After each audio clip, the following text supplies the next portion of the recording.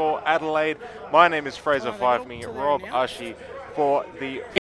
Getting the bind. Well, it's just going to create a very interesting storyline and thorough line through this game, as we have a couple of additions for both teams. As it looks like the JSR Plumbing Wasps, being the home team, are going to be running out onto the field first. But a lot of these teams have done very, very well offensively. But when it comes down to two different coins here for the Wasps throughout the season.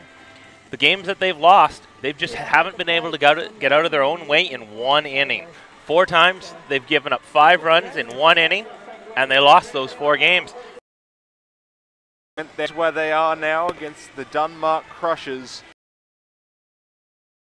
But for them lining up, it will be behind him. Andrews, Owens, Bruce, Talbot, Sims, Ashcroft, and Gross will round out the lineup. So largely unchanged for them. A couple of changes just in relation to batting order lineup, but you know, this is a team lineup we've seen plenty of times before, and they're going to try and do what they have done many times before in scoring some runs. Yeah, they look fairly similar. Biggest change looks like Nick Talbot's coming out of the DH spot. He's going to play second base. And Chris Sims, veteran, going to take over at first base. Last week the Crushers felt that... And now it's going to be up. Looks like didn't quite have something cooking with their RBI machine. Landon Hernandez up to plate here in the first. Yeah, Landon Hernandez, the veteran. Good run scoring opportunity. And Fitzgerald going to break out the breaking stuff, but doesn't get the call. We saw Herrera square around as if he was maybe going to bunt. You should be sure Landon Hernandez isn't squaring around. No, he is definitely going to be swinging away. If you're not swinging away in this opportunity, you're not a veteran like Landon Hernandez. He will take a big cut there, and Fitzgerald was working with the breaking pitch a couple of times in this at-bat. Good back-to-back curveballs there. Just missed a little inside with the first one. Had the feel for it. Boston Louise called it back again. Went after him with another one. That one he had the swing strike, even the count 1-1. An early pressure-filled moment for Fitzgerald. Hernandez just missing that one. Got full extension on it, just couldn't get enough barrel. Batters know they just missed their pitch when they foul it straight back in the screen. Sometimes you'll see them even a little smell of the bat, a little bit of burnt wood. They know they just got something there. Landon probably wishes he had that one back. Now he's in the hole though, 1-2. Well, 1-2, and Fitzgerald looking for that first strikeout early in this game. A quick look back in the pitch, a hard hit ball out towards right center. It's going to split the outfield as the runners are going to be off. Cresswell rounding third, Herrera rounding third behind him. And 2 runs will score for the Denmark Crushers early. Thanks to Landon Hernandez going the opposite field and getting him started off right. We've seen that from Landon Hernandez all 9 weeks so far. He's been their RBI machine, and a lot of them are in right field or right center. Trying to pitch him away, he just goes and drives that ball hard that way. Here it's a big 2-0 lead for the Denmark Crushers early as they vie for that final playoff spot here. Speed up rules, we do have a runner at second base now, so a little more speed. Catcher gets to come off. Even if you're new to the Super League, welcome. All our viewers, NITV, you've joined us in the last couple weeks, and this is basically playoff baseball tonight. Yeah, pretty much. You get a little bit of a sneak preview. For Fitzgerald, just going to have to rebound here, still trying to get those 3 outs. Ben Andrews, the hottest hitter for the Denmark Crushers, hitting .438, 7 for 16, 2 big home runs he hit on back-to-back weeks. One down the line, just under the glove of Steph Wells. That's going to make it 3-0. There's back-to-back doubles for Hernandez and Andrews. Give the Denmark Crushers a big lead. They're 4 batters and 4 runners, 3 runs.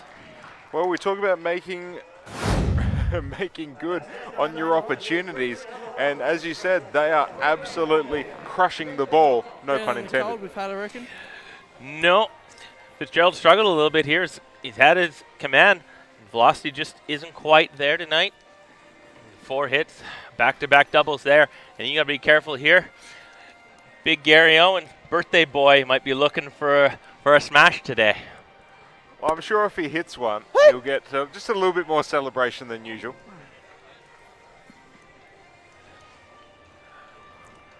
And Owens, considering he's right in the middle of this lineup, number 5 hitter. And Fitzgerald has some good velocity. Hasn't quite had the exact same snap that we've seen the previous couple of weeks. Still got that velocity, but just needs to be able to locate it here. An even count. Runner at second. And Owens with a big swing. That breaking stuff seems to be working for Fitzgerald just because that fastball, he's been using it to set up now. Past couple of batters, he's gone to the breaking stuff early, trying to work backwards. Yeah, it's a good feel for it. It's got a good snap on it right now. He's getting hitters to chase. It's been his fastball that's been hit so far.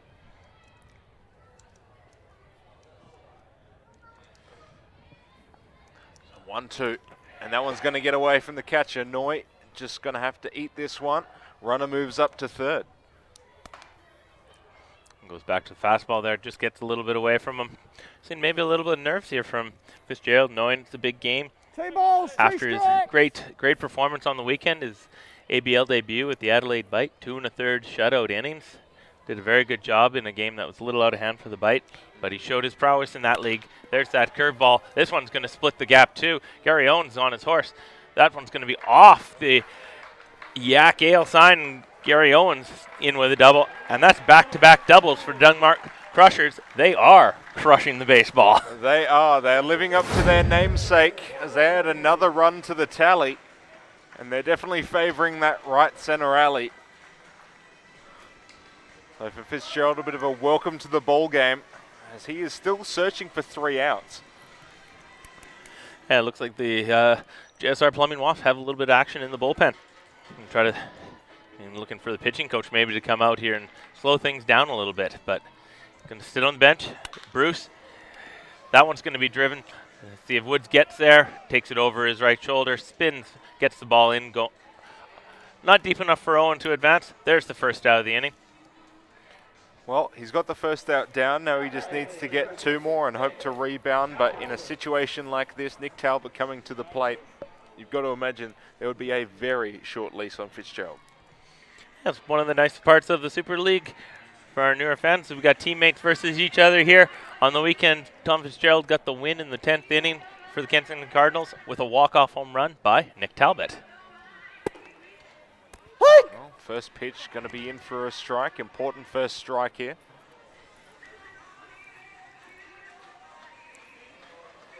But already a 4-0 deficit here in the top of the first. So the Denmark Crushers have set themselves up quite nicely, and everything they've hit to the opposite field. They've been splitting gaps. The last 3 guys, doubles in the gap. Herrera had a CNI single up the middle. Cresswell with a solid single through the first and second baseman. They've been definitely finding their spots. Talbot down now 0-2. Try to at least move Owens over third. That one Owens is going to try it, and we can't quite come up with it as ball was spiked in the ground. There's moving him over. Now Talbot's job is to get him in. Yeah, definitely got to feel like there's nerves at play there. We haven't seen Fitzgerald miss with those pitches pretty much all season. So the fact that he's just starting to nibble here, pitches falling a little bit short, just needs to regain his composure.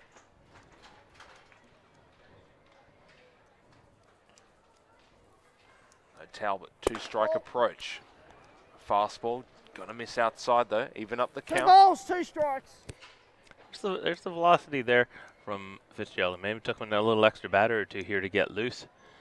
He didn't quite have that there in the first couple, but that one had a little bit of cheddar on that one. Talbot's gonna follow that one straight back. As he gets a fastball up around his eyes that he was able to handle. Yeah, and you got the infield playing on, the corners playing in. Walsh, we know, a solid glove at third base, but if Talbot can get something with some velocity down that third base line, potential to drive in another run. And a swing and a miss. Talbot goes down, Fitzgerald's first strikeout, an important strikeout there, as he's just looking to get through this inning. Yeah, after a kind of a rocky start there for Fitzgerald, battled back nicely. Last two batters, got a lazy fly ball into left field and then a strikeout there. Chris Sims, the veteran, is implanted at first defensively, getting an opportunity to even grow that lead a little larger with a hit here. Takes the changeup for the first pitch, 0-1. So at least early on in what has been a perfect night of baseball. We're so used to the chill down here at West Beach. The air, nice and still and warm, so if you can get some good power on the ball, you may get something over the fence here compared to some of the previous weeks we've had here at Super League. Yeah, it's a pretty still night. It was 36, 37 degrees here in Adelaide today. It's down to about probably 26, 27 now. Good temperature to swing the ball on. We saw in the earlier game, Alex Carter absolutely crushed one to left field that left in a hurry. So the ball will fly tonight. So 2-1 count to Sims. And Sims hits the one right back up the middle. And will be comfortably taken for the third out. So the Dunmark Crushers put 4 runs on the board, as they will be up to the Wasps to respond. But the Crushers have put themselves in a very good early position here in this win or go home game. Yeah, as we alluded to earlier, it's always been one inning, and that's cost the JSR Plumbing Wasps. They're going to hope that wasn't it. They need to battle back. With the season on the line, a little bit more pressure is on you. But they do have the lineup to come back, whether it's all in one chunk or a little bit at a time. They've had one of the better hitting lineups all year. And tonight, it's going to be no different. Justin Woods, the left fielder, is going to lead off. Mitch Lightbody, the shortstop. Big man Austin Gallagher at first base, followed by Tyrone Bones Hamley, designated hitter tonight in the 4-hole. Sheriff Steph Welch, 5, hitting 5. Boss Nui, the catcher, Sir Boss. Tom McGarry, second baseman, Joe Glulius, and then Taylor Travis in the 9-hole, rounding it out as the second leadoff. Yeah, Geordie Gross on the hill for the Dunmark Crushers, and said the pressure definitely on his shoulders to start with, but with a 4-0 lead to work with, he's got some breathing room. He can afford to make some mistakes, at least early on. We'll see what he's able to do against the top half of this lineup. This will be Geordie Gross's 6th appearance here in the Super League. It will be his 3rd start. He's thrown 9 innings, 3 hits only. He's only given up 1 run, 2 walks, and 8 strikeouts. He's definitely given them the quality innings that they need.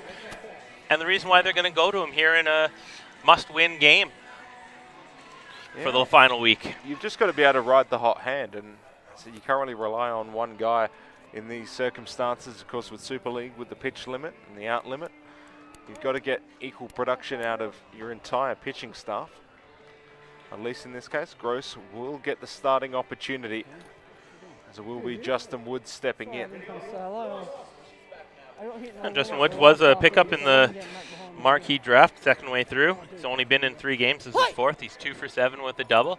At the leadoff spot where he was inserted right away, he's going to hit the first pitch. He's going to go after that one. That one's going to be over the head of Gary Owens in center field for a leadoff double for Justin Woods. And JSR Plumbing Wasps are going to try to answer back right away.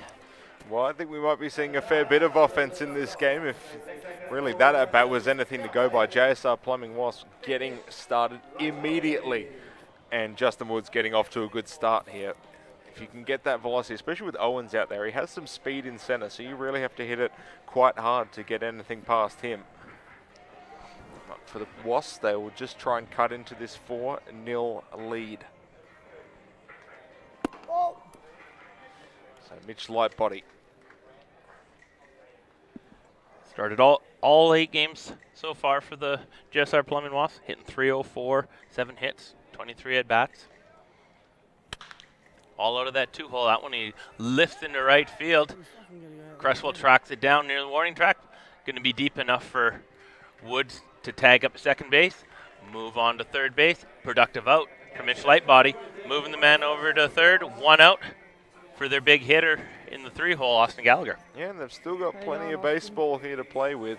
So just getting those productive at-bats is going to be important. And Austin Gallagher, who is someone who has some definitive power. He steps in for his first at-bat. Yeah, he's hitting .350, 7 for 20 with a couple doubles. Got 6 home runs in the SABL. Hasn't been able to launch one out of here yet in the Super League. But Gross tries to come inside on him. Misses 1-0.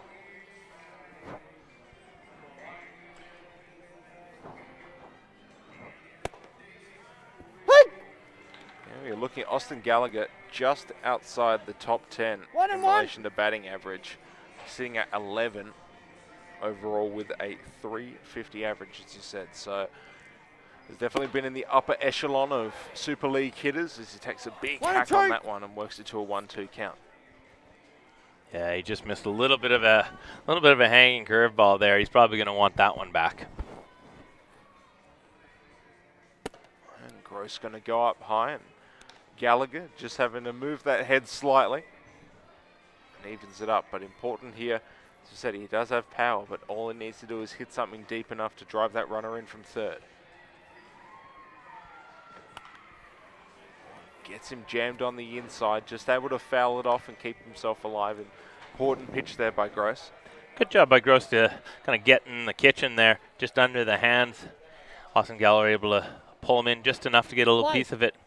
Battle off and foul off another pitch, trying to look for a mistake to hit something deep enough to drive Woods in from third base. Well, 2-2 and going to go well outside. Full count, first full count of the night.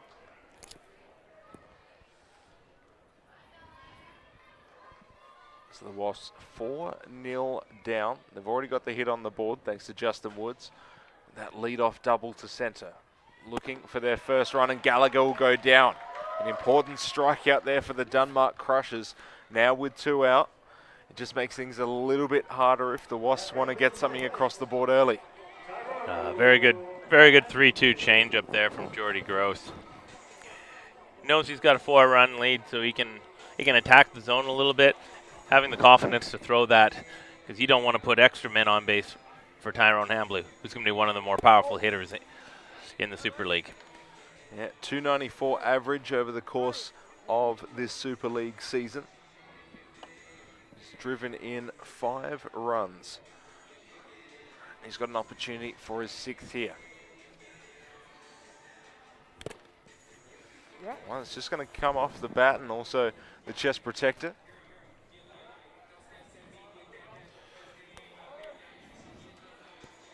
Hambley, we've already seen he's rocketed 1 out of West Beach here early on in the season. 1 ball, 1 strike. Those were some a little more unwise hitting conditions, we'll say, back then. Tonight's a good night. Yeah, just a little bit colder back then. 1-2. A 1-2 count, 2 out. Still got Woods at third base.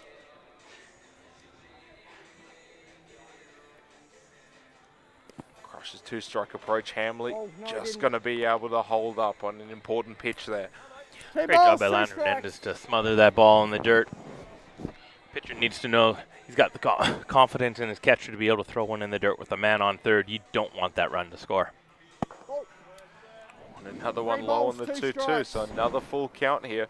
Last time it went to Gross. Well, he went to the changeup 3-2 on Gallagher. See if he goes back with that here.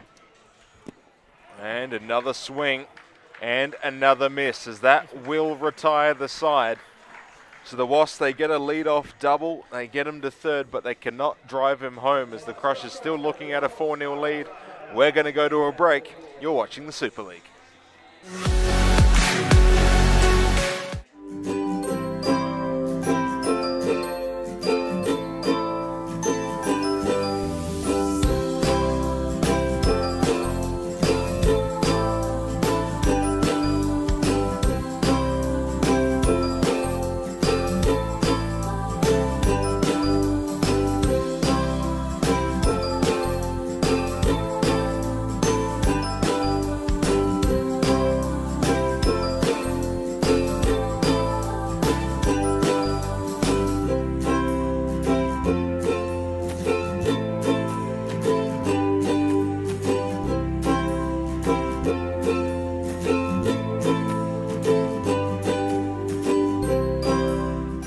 Specialized knowledge, ability to deliver, and professionalism are keys to our successful relationship. A friendly and experienced team. She got 2 little horns and they give me a little bit. Welcome back to the Super League, thanks to Spacequake Sports. ending to the top of the second inning, ending the first, and the Dunmar Crushers up 4-0 in this win or go home game. They have set themselves up very nicely heading into the 9-1-2, leading off with Charlie Ashcroft. Yeah, it looks like we had a Wojtek call to the bullpen here. Wasps are going to go after the first inning. They're going to go to Owen. After the Dunmar Crushers put up 4 on the board before they even recorded an out. Put them behind 8 ball a little bit early here, but Owen's going to have to answer with a 0, keep things going, give their high-powered offense a chance to fight back. Yeah, Cresswell reached, Herrera reached, then you had Hernandez driving in both with a 2 RBI double to right. Andrews continued that good form with basically a double in the same spot, drove in an RBI of his own, and then Fitzgerald just able to settle himself down and get Bruce, Talbot and Sims. So as I said, it will be Ashcroft and then back to Cresswell and Herrera. But they've gotten production at least first time through the lineup, all throughout their lineup. And this is what we saw out of the Dunmar Crushers the first 3 weeks when they started off 3-0 and they looked like they were going to be the unstoppable force. They scored runs up and down the order, they got hit up and down the order, and RBIs up and down the order. They used the full team game, so that's what they used there in the first inning. They'll be looking to build off that here, starting number 9 hole, Charlie Ashcroft, the left fielder, and then going to turn it back over to top of the order of Cresswell, Herrera, and Hernandez.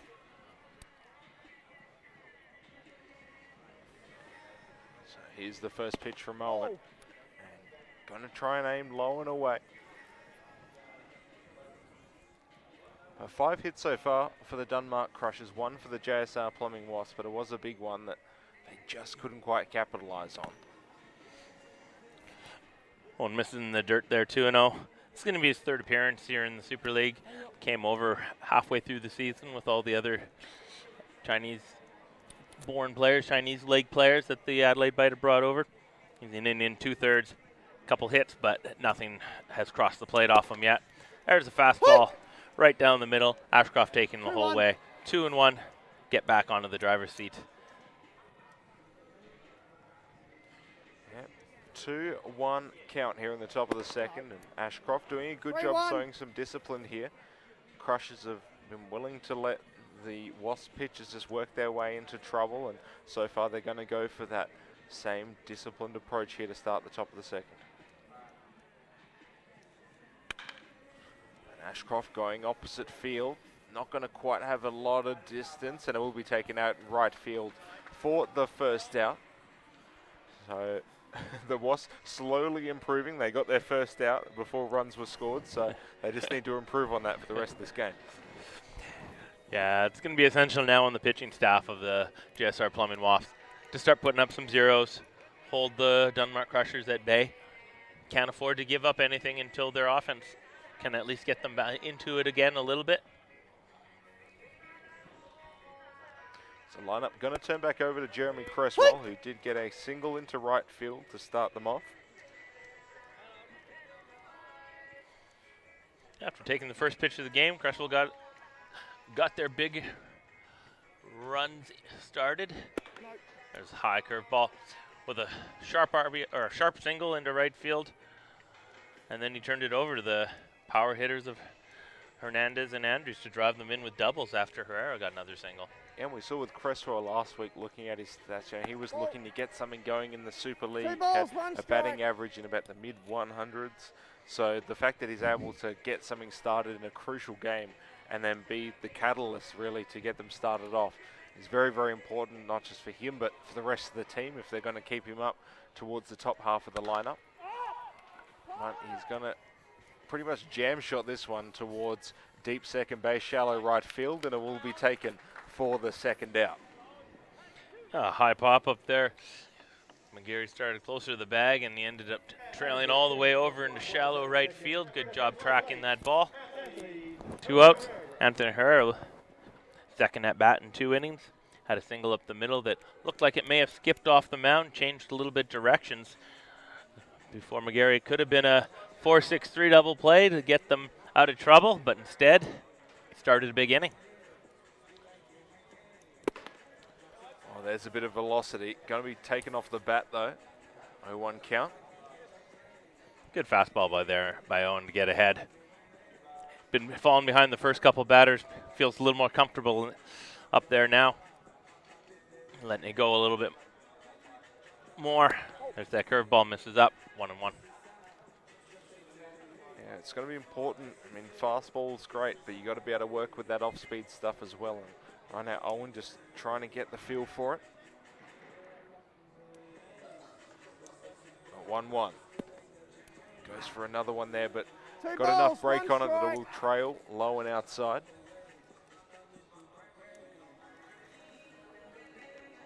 See, just Noy giving the signs, and Owen going to be shaking him off in this case.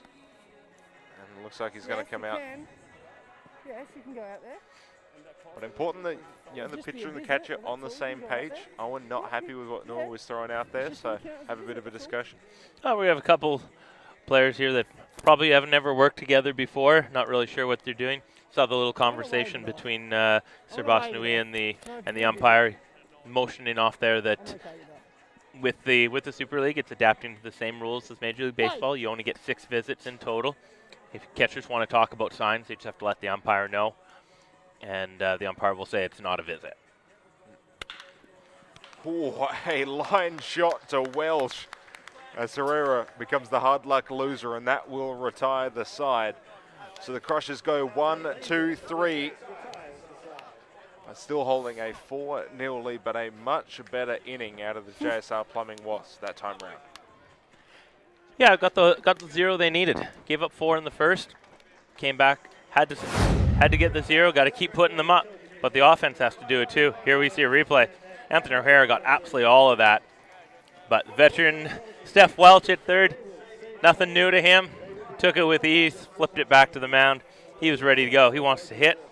He's going to lead off this inning.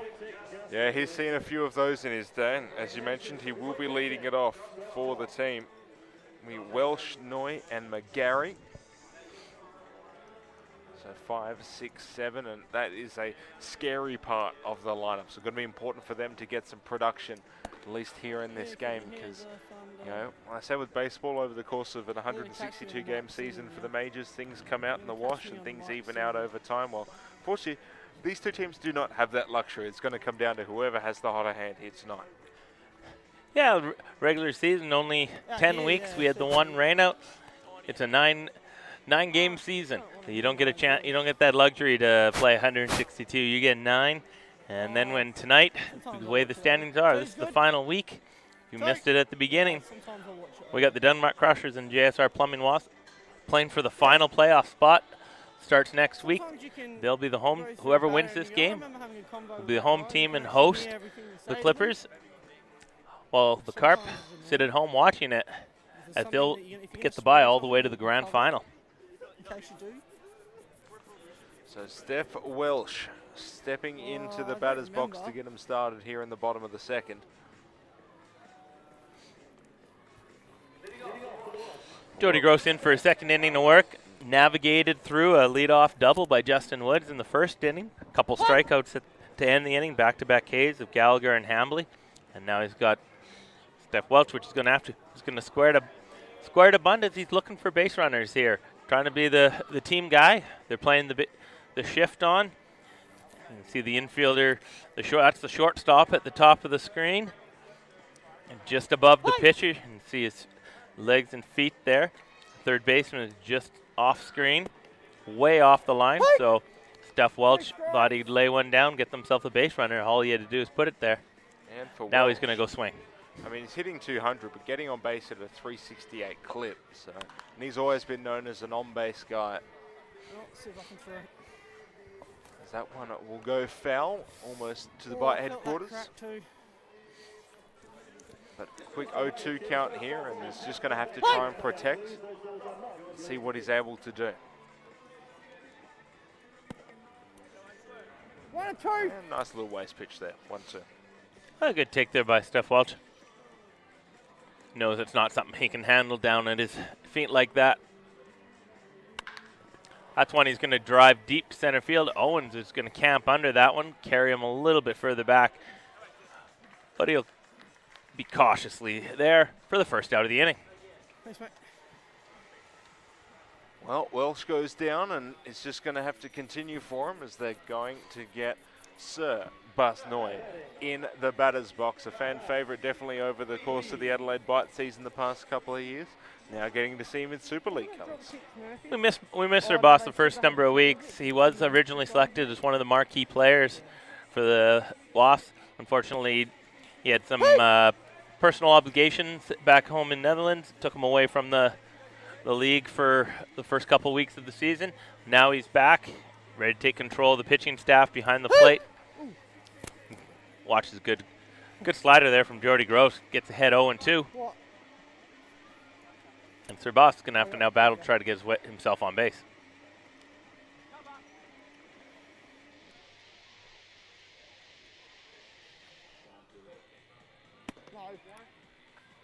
Again, you can just feel like the Wasps, they can get something across.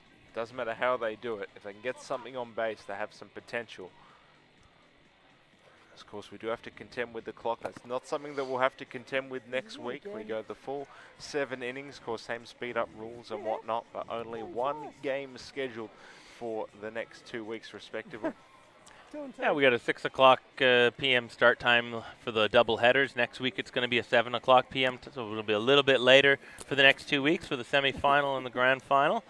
The following the week after that. But tonight, we're still looking for that final playoff team. Yeah, got to find them, and right now, as you can see on your screen, Denmark Crushers got themselves 4 runs in the first inning, and they have not relinquished anything since. As Gross looking for that 2-2, and he gets it. Nui goes down on the fastball, high strike, he couldn't resist. Jordy Gross 1 out away from ending the second inning and having 2 clean innings for himself before the Denmark Crushers have to change over to the next arm out of the bullpen, as the rules in the Super League that pitchers are allowed 40 pitches or 6 outs, whichever comes first for that.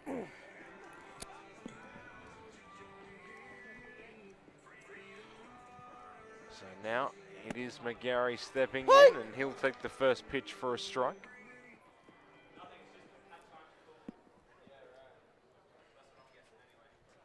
Now Gross looking very good with that breaking stuff from the off speed, and he gets McGarry to swing through another one. So, as I said a couple of times so far in his appearance, quick 0-2 count. His changeup's been really good tonight, and then he's been following it up with high fastballs that guys haven't been able to lay off. And he got Gallagher on the 3-2 changeup, and then Hambley with a 3-2-1 in the dirt as well to end the first inning. He's got curveball, just misses inside, 1-2.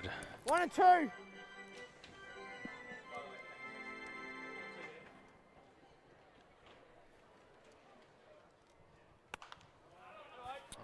Just going to foul another one off, so keeps himself alive.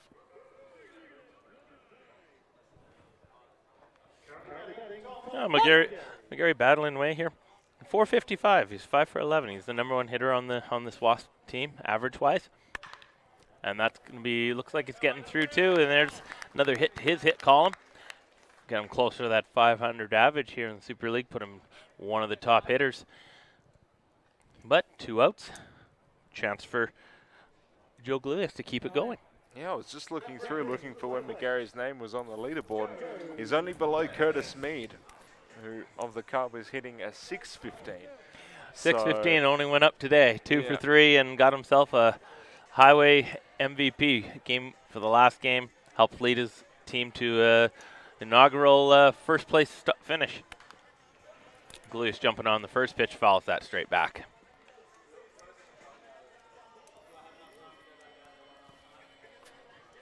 Well, playing right field tonight as an opportunity to potentially get a big hit here for the Wasps. It's the last opportunity that they'll have against Gross, but getting that changeup is looking so good. That speed differential is just throwing a lot of players off balance. Yeah, Jordy Gross definitely on tonight. He's come to throw for his Denmark Crushers team. All right, 0-2 yet again. Runner's going to be off at first, but it's not going to matter. going down swinging, and that will retire the side. So we're heading to the top of the third with the Denmark Crushers leading the JSR Plumbing Wasps 4-0. You're watching Super League Adelaide, thanks to Spacequake Sports.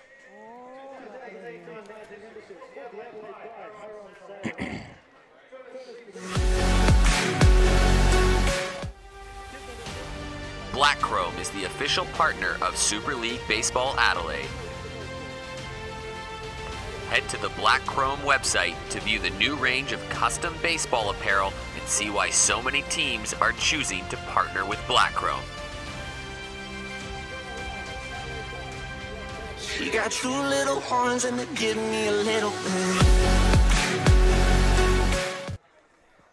Welcome back to Bennett Field. Top of the third inning coming up. Fraser Fife and Rob Usher here taking you through Super League action. And the Denmark Crushers 4-0 leaders in this do-or-die game, as they have not been able to get anything going over the past couple of innings thanks to Geordie Gross's great pitching, but he is now out of the game with his 2 innings, and the Denmark Crushers going to have to find someone else to carry the torch. JSR Plumbing Wasps are gonna have to not panic here. They need to put another 0. Owen came in relief, pitched a good second inning. They need another one out of him here, and then turn it over to their offense. But as we keep going, it is getting closer to time where they got to score runs. But see what the Denmark Crushers have coming out of the bullpen next. Geordie Gross did a phenomenal job. Got 2 innings to nothing for his team. Staked him with a 4-0 lead. Oh, this is the part of the lineup that really burnt them last time. Leonard Hernandez, Ben Andrews, and Gary Owens.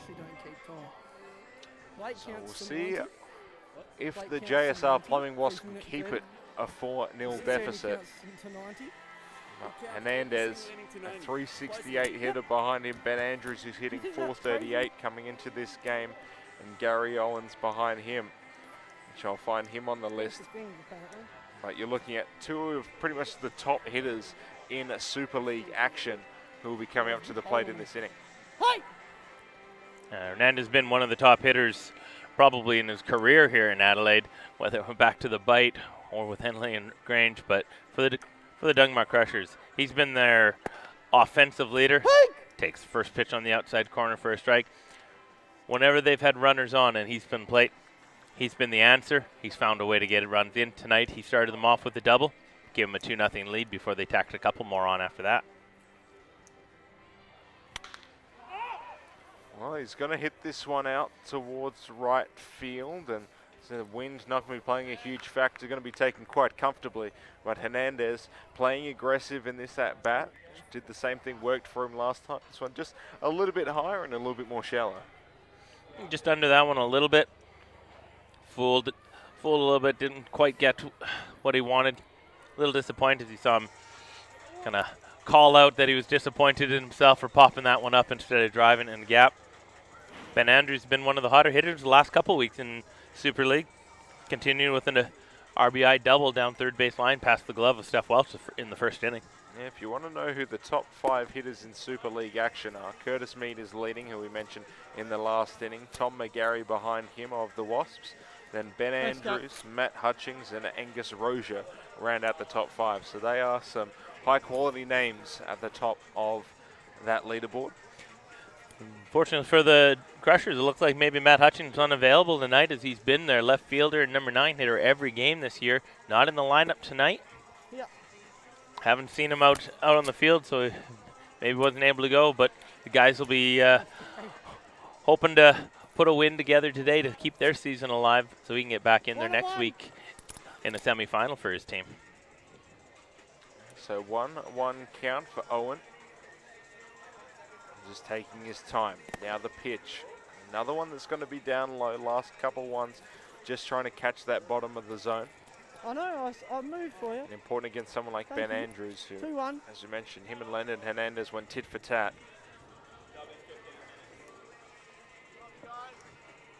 A lot of pitches on that outside part of the plate. He goes inside this time, and Andrews just fouls this one off.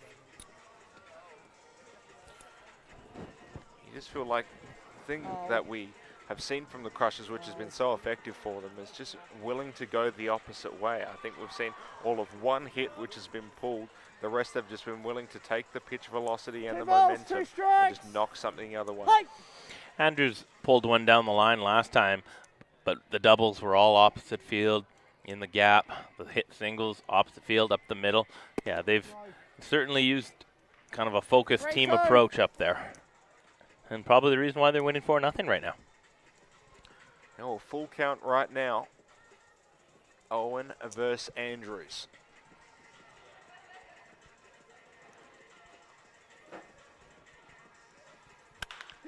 Well, ground ball towards second base. McGarry's going to take a couple of steps and throw over to first, and Gallagher for the out. So an important out there as they're 2/3 of the way through this middle of the order, and will be up to Gary Owens, who also did the exact same thing as Hernandez and Andrews, double to right. Yeah, part of the back-to-back-to-back doubles. Another one of the players that was a marquee addition. Dunmore Crusher had selected him back in September as one of their marquees, but he had to miss time because he was with his team in Germany out of Heidenheim. They went all the way to the finals there, lost to the Bonn Capitals, but a little bit late getting in. So he missed the first couple weeks, but he was added back to the roster once he arrived about 3 weeks ago. And pretty much since then, he's been solidified in the middle of this order. 1-1. And plenty of offense to go around for the Denmark Crushers. But 1-1 count on Owens. As Owen on the mound.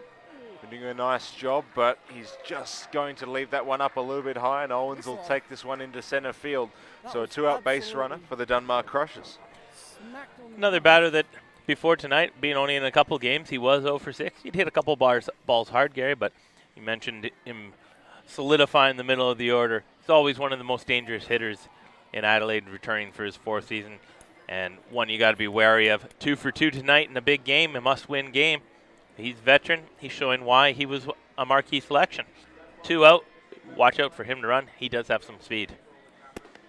Well, now will be Bruce stepping in for his second at-bat, and he takes that one for a strike. So far for Bruce, 333 average for him, and of course limited action. And there goes Owens. Will be off, and Noy can't get a good grip on the baseball, so he'll just have to eat it. And the Denmark Crushers get a runner on, but a second strike for Bruce, and he's currently working with an 0-2 count. Good pitch to run on. Off-speed pitch in the dirt. So Boss knew he would have had a hard time throwing him out there, just couldn't quite get the handle as he knew he had to rush. Gets Gary Owens has some speed. He's now in scoring position with 2 out. Bruce looking to do a little bit of damage and extend that lead to 5.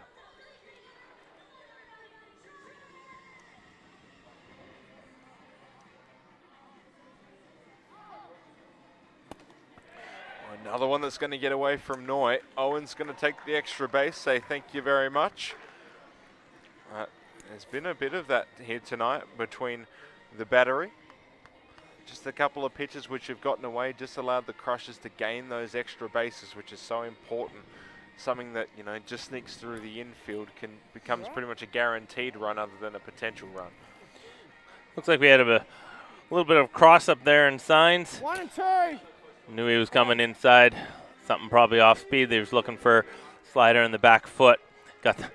Owen came with a fastball up and away and caught Boss leaning one way. Couldn't quite get back enough. And there's a curveball up. Even the count 2-2. Well, that's something we thought that we'd see early on in the season because, of course, everyone, while they're familiar with each other, you've still got to get game time together. But when you've got mid-season additions coming in as well, and especially if you've got a battery which hasn't worked together a whole lot, it can just lead to little things like this, which those small mistakes can be magnified. But Bruce going to hit this one to left field, and it will be taken for the 3rd out. So JSR Plumbing Wasps, they come out of that one unscathed, but they need to get something going with the bat.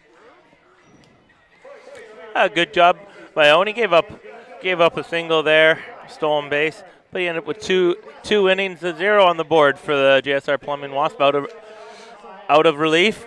They needed that. They need the offense to do something now, as we get a Wojtek call to the bullpen. Jordy Gross had his 2 innings. They're going to go to their most active pitcher, Joel Chapman from West Torrens Eagles. He's going to be taking over on the mound for the Crutchers coaching staff.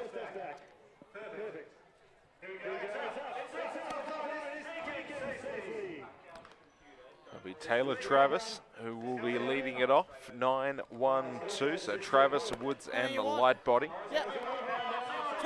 Geordie Gross doing a great job for the Dunmark Crushers, and now it'll be up to Chapman to see what he can do. It'll be Chapman's 7th appearance. It'll be his 4th out of relief for the Dunmark Crushers. He's got an ERA of 3.75, but he does have 12 innings, so he's thrown his 2 innings in almost every game. 13 hits, given up 4 earned runs. So you might pick up a walked 4, struck out 2 only. Usually a pitcher that allows batters to put a ball in play, gets a lot of pop-ups and ground-outs. Dunmark Crushers will be looking for more of that, as they just want to keep putting up zeros and getting up outs on the board as they keep striving towards that 7th inning and that final playoff spot here in the first season of the Super League. Yeah, well, Taylor Travis, who's up at the moment. Another one like Steph Welsh, who has a low batting average, only sitting at 188, but he's been getting on base at a 350 on base percentage, and currently also important for him as well. He's 3 for 3 in stolen base attempts. So if he's able to get on base and the game's close, see him potentially go for a bit of a run, but in this case he's just going to pop it up to third base, and a quick first out for the Wasps. Important first out as well. You know, as you mentioned, Travis has some speed. He can cause chaos on the bases, whether it's stealing, the threat of him stealing, going first to third. So big out there by Chapman to keep him off the bases. Top of the order, Justin Woods. You liked the first pitch he saw of the game for a double. He was very aggressive, and it paid dividends for him. So we'll see if he's going to come with a similar approach, or whether he's just going to be a little bit more selective against. He'll go for a swing there, a bit of a. And just a little more skillful with calling there. First one pitch of the game with, or his good changeup. Well, it looked like he went for the changeup there, and just going to be able to make enough contact to keep himself alive.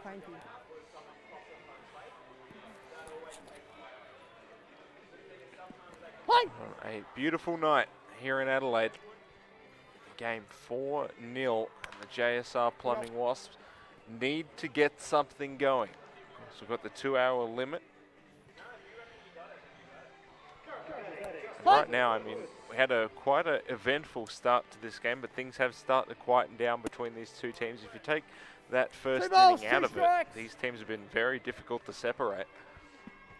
Yeah, it was an offensive explosion. First 4 batters got on. They scored 4 runs before and out. There's a good curveball by Chapman, strikes out Justin Woods for second out. And Dunmark Crushers just keeping adding zeros to the tally. If they had enough of them, they'll win the game. Well, which is what the goal is tonight. Tonight is that elimination game. It's essentially a playoff game. You win, you go to the playoffs. You lose, you go home. Another good curveball. Get ahead of light body 0-1. Yeah, it really turns into a thanks for coming out.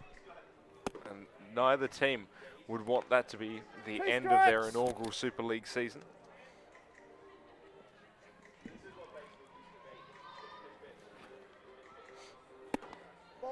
At least for right now, Chapman doing a good job, showing some good velocity and mixing up his spots, which is most important.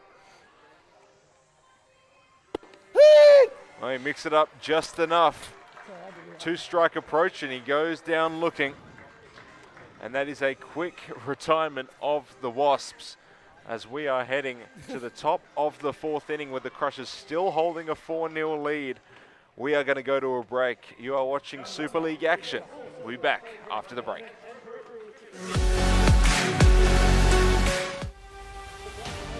Black Chrome is the official partner of Super League Baseball Adelaide.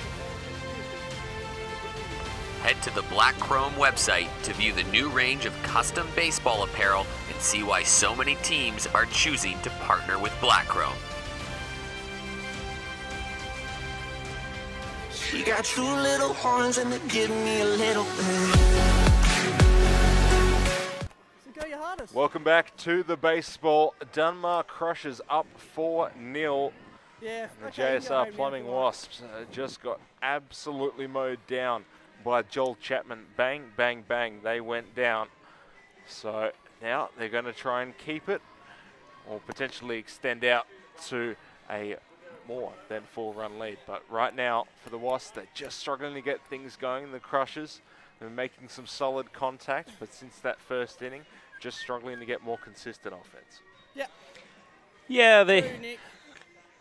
Crushers Alright. jumped out early, Minute got the 17. 4 right in the first Minute inning. 17. I don't know. The Wasps need something to stem the tide.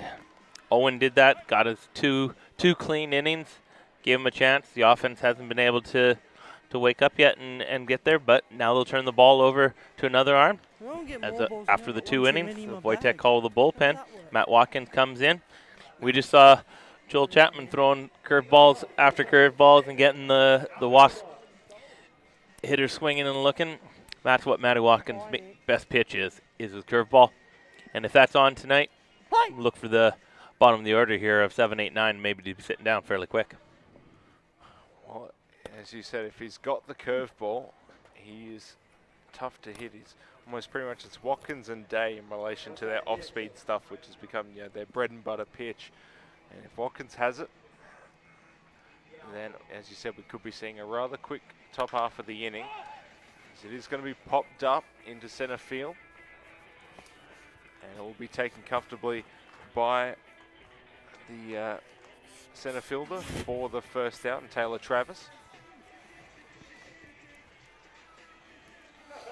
And again, you can feel like the Crushers, they're not really going to necessarily a game plan like they were in the first inning. They've got the lead to work with. They're just going for their pitches right now, and the Wasps just able to keep them in check for the time being. Take the changeup on the inside corner, strike 1.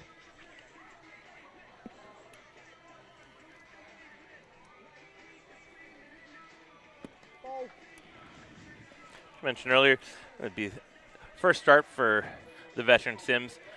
And in the final week of the year, they went to the veteran leadership, looking for something out of them in the 8-hole here as base runner. 2 balls, 1 Looking for a little strike. bit of offense as well as defense. Well, as you mentioned, not a whole lot of changes for him to start the game, but Sims see one of those changes. There's a bouncing ball towards Welsh, and it's ended up going to careen off Welsh, and they're going to have to be eaten by Mitch Lightbody. So unfortunate there, but a break there for the Crushers. A little miscommunication there between Welch and Lightbody. Third baseman over to get it, and looked like Lightbody was going to back off. And then when Welch backed off, Lightbody tried to stab at the last second. Fortunately for him, he's going to get the error on that, as he's the one whose glove it went off of. And Dunmar Crushers have another man on, 1 out. Bottom of the order to see if they can turn it back over to the top that exploded in the first. Yeah, it'll be Charlie Ashcroft who flew out to right field, and then lineup does turn over back to Creswell and Herrera. But with 1 out, all Watkins needs a good ground ball pitch here.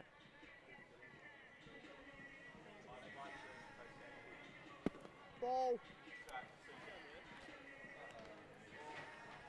He misses low there to even the count at 1-1.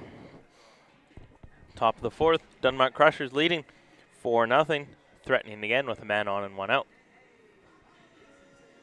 Ball. And so far, competitive game. 2-1.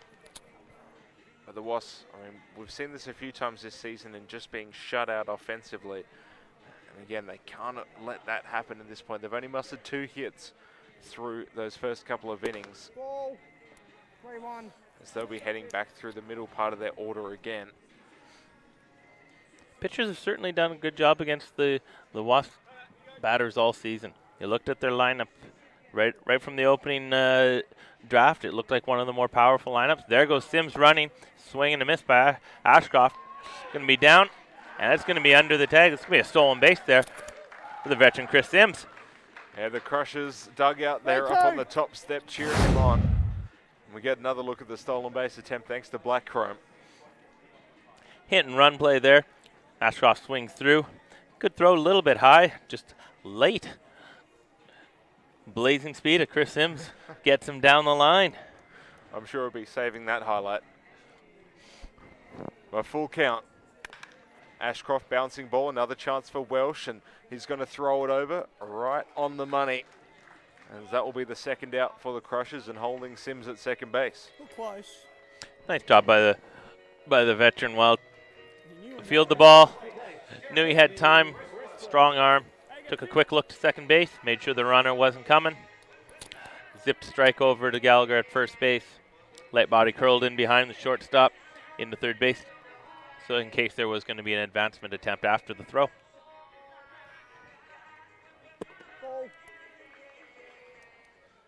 Hawkins misses low. Want to know? Just at the bottom of below the knees there.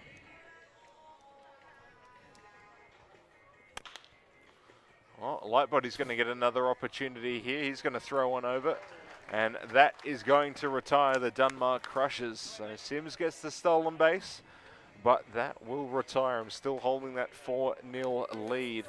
But I think the real question mark is going to be with the JSR Plumbing Wasps. Can they get something going offensively as they head the second time through that middle part of the order? Certainly running out of time in their season here. Bottom of the fourth inning. 4 cracks left. They need 4 runs. They got to string a few hits together. Get some base runners. Maybe get Chapman out of the windup into the stretch, and they might be able to initiate something else, but got a little bit of pressure coming on the hitters. Just a little bit.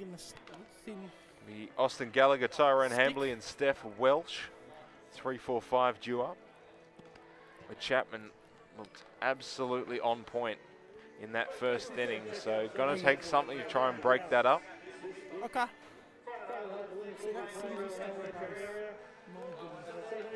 Again, we're just past the halfway point, at least according to our clock. Of course, 2-hour limit, so we're pretty much on point here for getting at least through the 7 innings.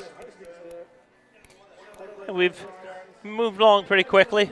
We saw the 2-hour limit didn't have a factor in the earlier game, which is what you want to see for these games that mean so much. You don't want to see it determined by the speed up rules and everything. Of course, for the playoffs starting next week, we won't have the time-hour limit. We're going to play 7 full innings.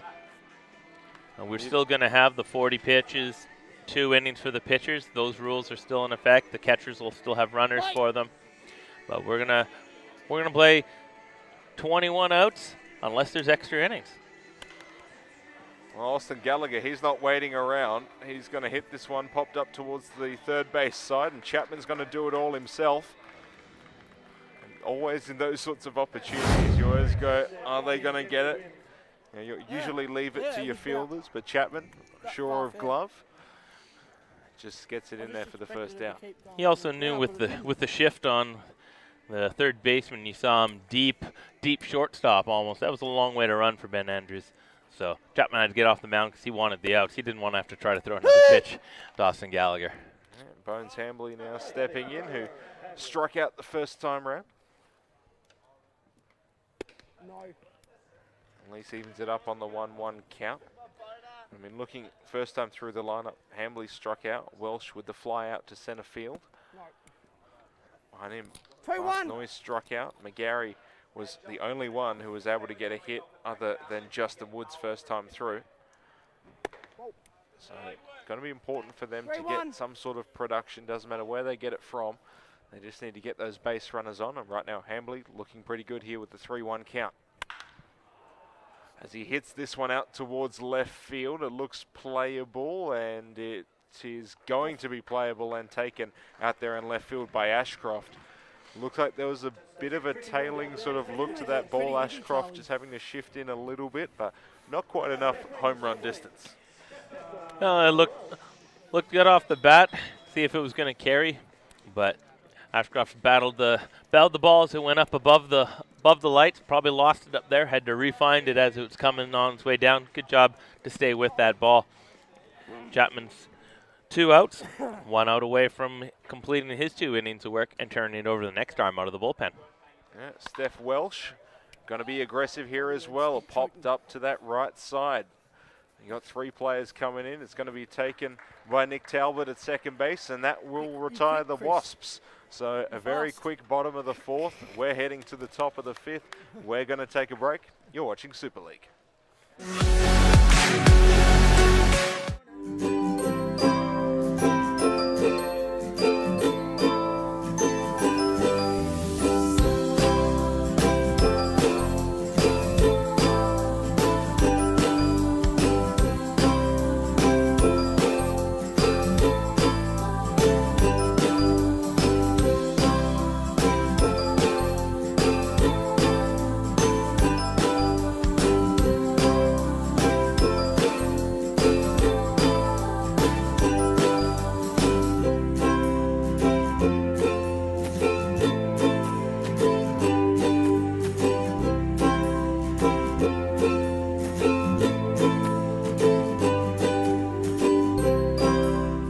Their specialised knowledge, ability to deliver and professionalism are keys to our successful relationship, a friendly and experienced team. She got 2 little horns and they're giving me a little bit. Welcome back to Super League. Manny Watkins still on the hill for the JSR Plumbing Wasps as the Dunmar Crushers will look to try and extend their 4-run lead. Heading into the top of the 5th inning, Wasps trying to be aggressive that last half inning. Didn't exactly work out for them. Chapman doing a good job mixing up his pitches and just a couple of really lazy pop-ups to end that inning. Joel Chapman's way of pitching. He's not going to strike a lot of batters out. Ground balls and pop-ups. Don't generally hit a ball too hard off them. 2 solid innings of work. Dunmar Crushers have 4 innings in the books. They're 9 outs away from securing a spot in the semifinal game next weekend and sending the Wasps home for the season.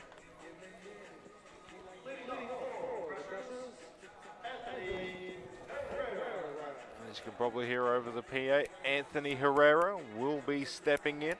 2, 3, 4. Herrera, Landon Hernandez behind him, and Ben Andrews. So another trial for the Wasps pitchers. Herrera going to be aggressive, popped up to the right side, and it will be playable and taken in right field for the first out. Nice job by Glias. Yeah. But these players being aggressive early on, and so far hasn't exactly worked for either team, but of course the Crushers with the advantage with those runs already on the board. Dunmar Crushers took advantage in the first inning. They jumped all over Tom Fitzgerald. Found a few holes in the first couple batters, and then back-to-back doubles cleared the bases, got themselves a 4-0 lead. And the pitching staff's taken control, holding the Wasps only 2 hits so far over the first 4 innings. But Wasps pitching staff have to keep throwing up zeros, give their offense that chance to try to get them back in this game. Yeah, you got to do. Hernandez for the Wasps, so get across the diamond will be in time. So 2 outs for the Dunmar Crushers, and Watkins 1 out away from getting through his inning. A nice job of navigating an error last inning. Sims got on, he did steal a base, but ground balls to third baseman and shortstop, got him out of the inning unscathed. Now he's 2 quick outs this inning. He can get through Andrews and turn it over to the next arm out of the bullpen. Yeah, currently for Andrews, he's 1 for 2. Had that double as part of the second back of the back-to-back-to-back doubles. A good curveball to start it off there. It's that curveball, and it is working tonight so far. He's doing quite well. It's just keeping everyone off balance. Doesn't have the strikeout sort of mentality, but not that he needs that tonight. Just needs to keep the Crushers off balance. That second at bat for Andrews' course tonight, 4-3 grounder. And currently working with an 0-2 count, 2 out.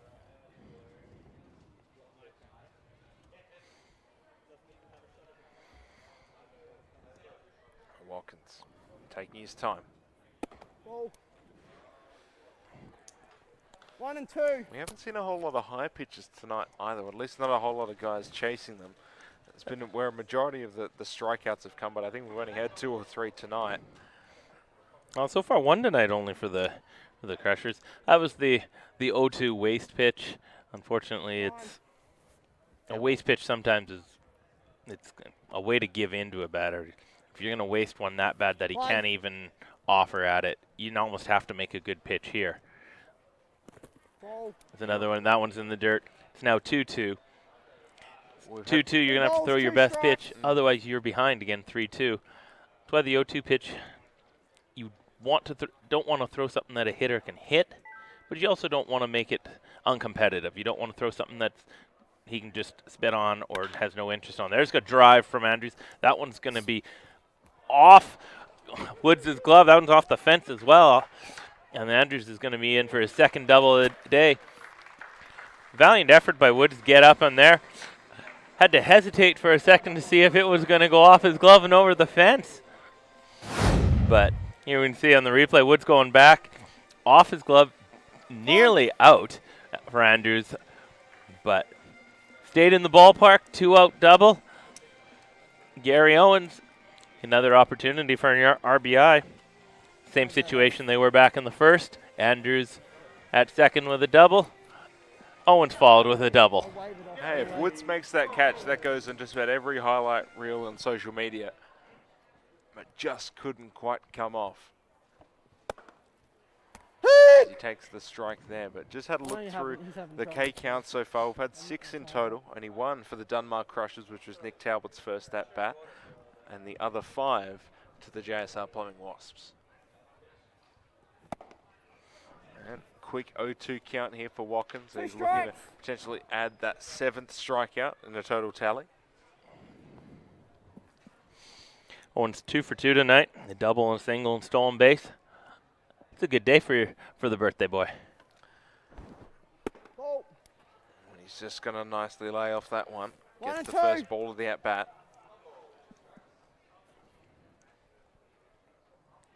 See if he can have a 3 for 3 day. I'm pretty sure he'll take that on his birthday as well. Another one that's going to bounce in front of Noy gives Andrews the chance just to move up another base. We've seen this a few times from the Wasps, just that cross up and that ball getting away from Noy behind the plate, just allowing that runner to move from second to third. 2 balls, 2 strikes. Luckily just been able to keep that runner from crossing home plate the last couple of innings. Yeah, they can't allow this one to score. Already trailing 4. And there's going to be another single. Gary Owens 3 for 3. Another RBI. 5-0 for the Dunmar Crushers. That one is a heartbreaker for the Wasps. Most definitely. I think with the speed out there in center field, Taylor Travis could potentially have made it competitive if the runner's at second, but with that blast ball getting away from Barsnoy, it just means a guaranteed run, and now 5-0 for the Dunmar Crushers. So the designated hitter Bruce stepping in now as he is 0 for 2, had 2 straight flyouts to left field. Owens stole a base last time with 2 outs. He does have good speed. He's having a great night. See if he looks for a second one today.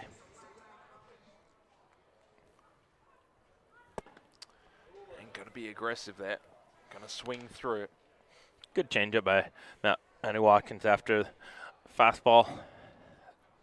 Comes back with a changeup. Gets himself in the driver's seat.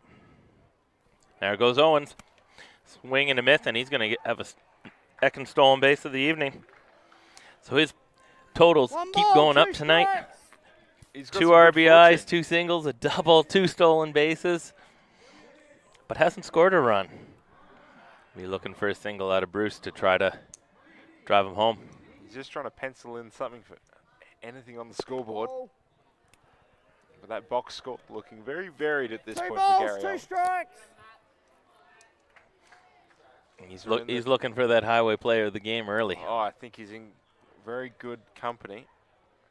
And you're looking at Hernandez, Andrews, and Owens, the 3, 4, 5 are probably the ones who will be in consideration at this point. Well, we're only in the top of the 5th, and the Crushers up 5-0. And the 1-2 count. No. Watkins just trying 3 to get him balls, to 2 bite. strikes. Bruce has just been able to lay off on those pitches outside. Watkins' pitch count going up here. He'd cruised through the first 2 batters of this inning, then a double by Andrews. Off that one's going to get up the middle. Owen's going to be coming home. See if there's going to be a play. McGarry knocks it down. Owen's going to have to get down. He scores to make it 6-0. RBI single by Bruce. And it looks like we're going to have another pitching change. Yeah, well, Gary Owens, he can now add a run to his box score. Things are not looking good if you're the Wasps, as the Crushers have played very good baseball here tonight. As you can see on your screen, Nick Talbot getting ready, but he'll be facing a new pitcher by the looks of it, as Manny Watkins hands the ball over to the manager, and we're going to have a Wojtek pitching change.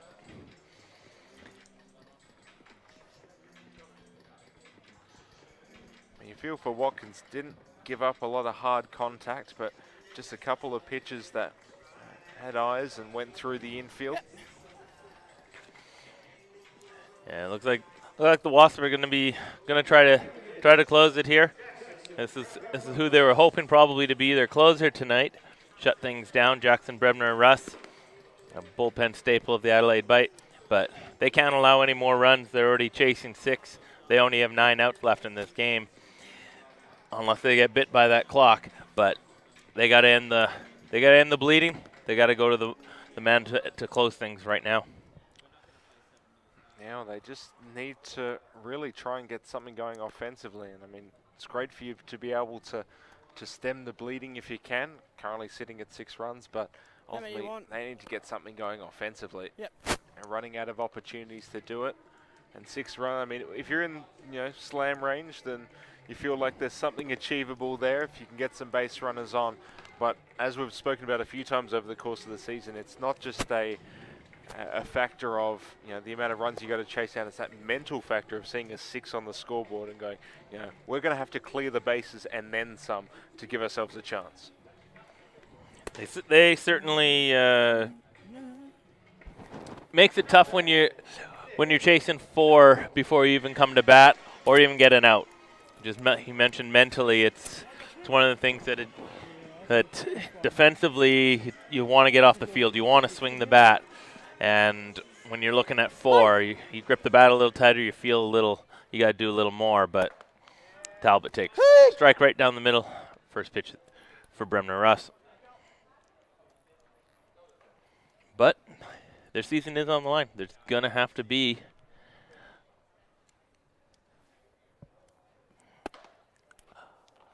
a big comeback in the works for them. Yep, Nick Talbot, who's in at the moment, working with the 1-1 count. Brebner Russ. I have to work immediately from the stretch, which is easier said than done. 2-1.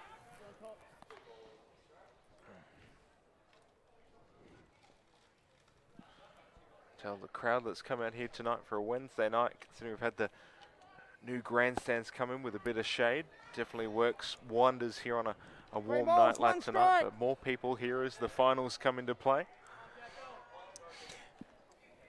Yeah, with the semifinals next Wednesday and the grand final the week after. No. Probably gonna have to get down. Both 7 o'clock starts. Probably gonna have to get down here a little early, as the park has been filling up the last few weeks as these players find a little more and more desire to play.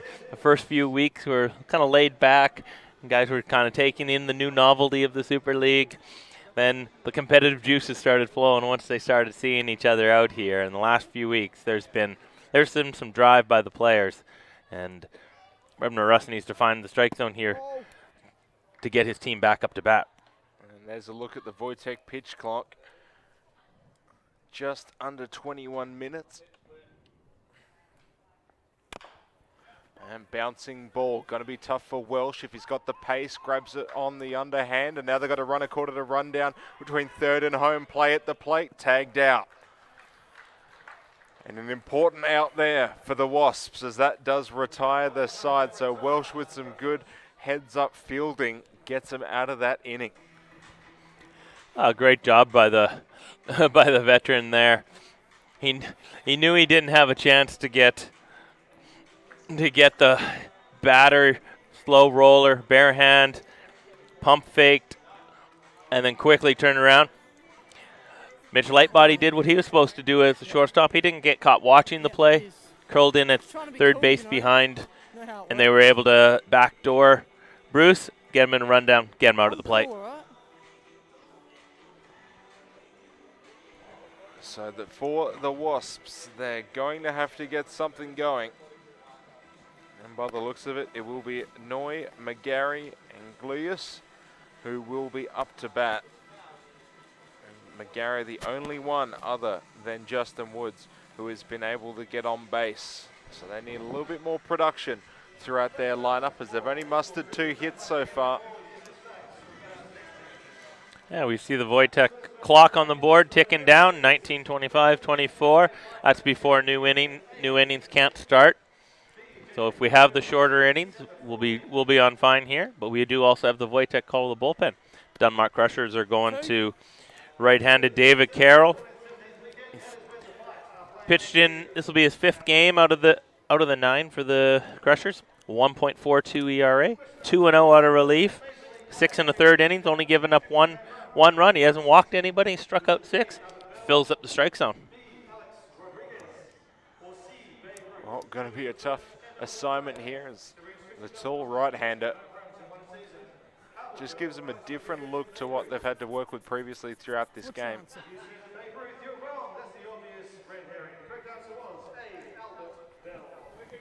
There you go. So Noy getting ready to step in. Did strike out his last time through. McGarry had the single to center, and then Glius struck out as well. So see if they can get a little bit more luck this time around. Hey!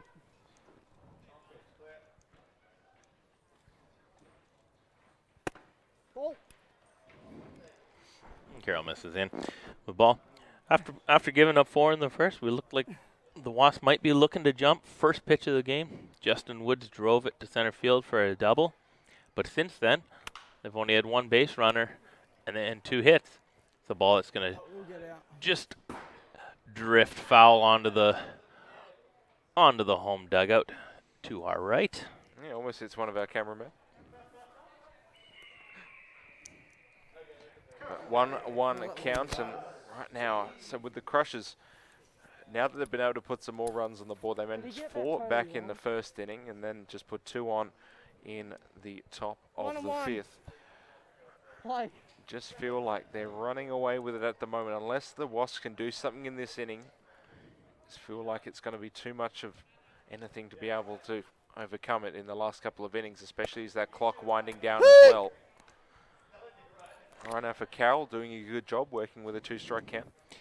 Nice little slight hesitation in his delivery there. Held back that extra second. This time he holds it even a little bit longer. But good job by Bosnui to wait on that. Drive it into center field. Lead-off single. Maybe some life for the Wasps. Well, all the hits so far for the Wasps have been right up the middle. And Woods with that double to center. Noy now with the single, and prior to that, the man who's coming up at the moment, Tom McGarry, he had a single to center as well. Yeah, we see Ichiro Suzuki going in to run for Bosnui. Part of the speed-up rules, catcher does get to have a runner on base for him. That way he can get in the dugout, get himself ready. So we'll only have the 2 minutes between innings. Tom McGarry hitting almost 500, close to 500 in the Super League after his single back in the second. See if he can keep it going. And the inning, they need a big one. Yeah, prior to this game, getting on base at a 588 clip.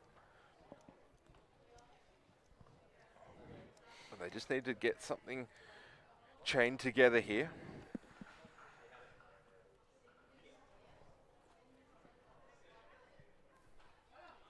Yeah, runner is going to be off, and it's going to get through second base into right field. Suzuki's going to take the extra base first to third. And that is exactly what the Wasps needed. Now runners on the corners with none out. Back-to-back single. Runners on the corners, nobody out.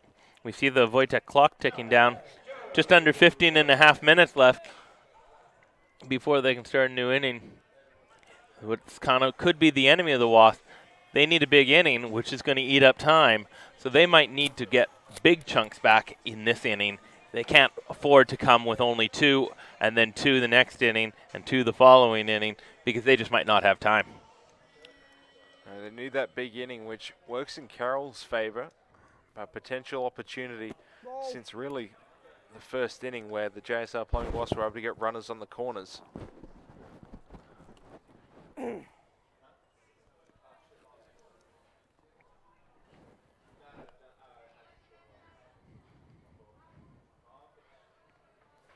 Carroll taking his time, and that's important for a pitcher who's just able to vary up that timing. As we saw in the previous at-bat, it did go in Noi's favour, but when you've got someone who can just vary that leg kick, hesitate that little bit longer, timing's so important in this game. Mitch is just inside. Yeah, as a pitcher, you're looking to get the timing of the hitter off. You don't want him to be able to just key on what you're doing over and over, the same thing, because then his timing's going to get what your pitch is. So you want to hold the ball a little bit longer, and vary it. Quick pitch every so often. Just as important as moving in, out, up, down is the release time that you have. So first and third for the Wasps. 2-2 count. Swing and a miss. Batter goes down. Carroll gets his first strikeout. And unfortunately for Gluyas, just couldn't make contact, so that brings the double play in a potential inning-ending opportunity for Taylor Travis. Nasty slider there from David Carroll. I think he had late break. Joe Gluyas didn't really have any chance to make any connection to that. Go to Travis. He's hitting in the 9-hole today. Popped up to third baseman. It's where he's been hitting last number, but he almost acts as a second leadoff with his speed. He's been able to get on base, and they need that here. Whether it's a walk or a hit, they need something out of the 9 spot to turn it over again. And they may potentially get it here as it is going to drop in front of the left fielder. So 1 run will score. The Wasps are on the board. It's going to go all the way to the wall. Runner is going to be held up at third. Slide in and is called safe. McGarry, fortunate there, was held up at the last minute. But more importantly, Taylor Travis scores the first run for the Wasps. Make it a 6-1 scoreline. Yeah, good job by McGarry. By McGarry to get back to third on that one there, but by Travis, hit a line drive into left field. Left fielder bobbled it to allow the runners to move up second and third. But with a little bit of cushion, the Dunmore Crushers right now will be trading out for runs. So they'll be looking for even a fly ball here out of Justin Woods. The Wasps will like it to get the run, but the Crushers will take the out too if they can.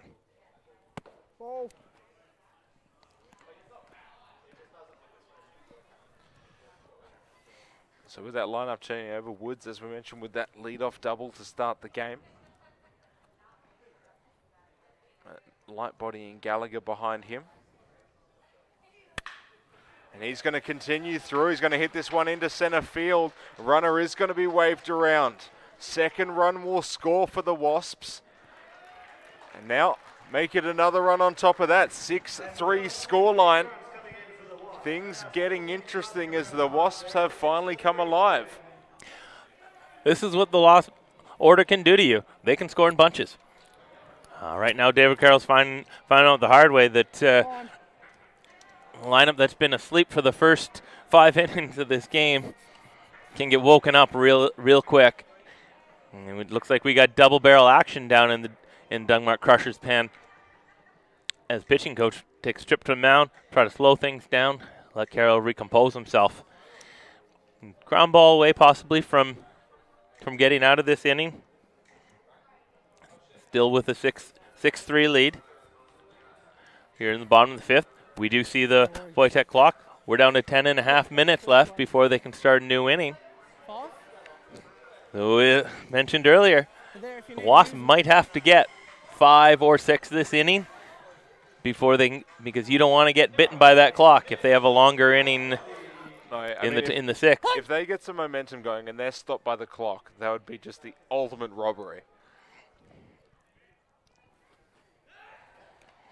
So they're going to have to really be aggressive here, but they've gotten about it the right way to start it. Important at bat here for Mitch Lightbody. When you're trailing 3,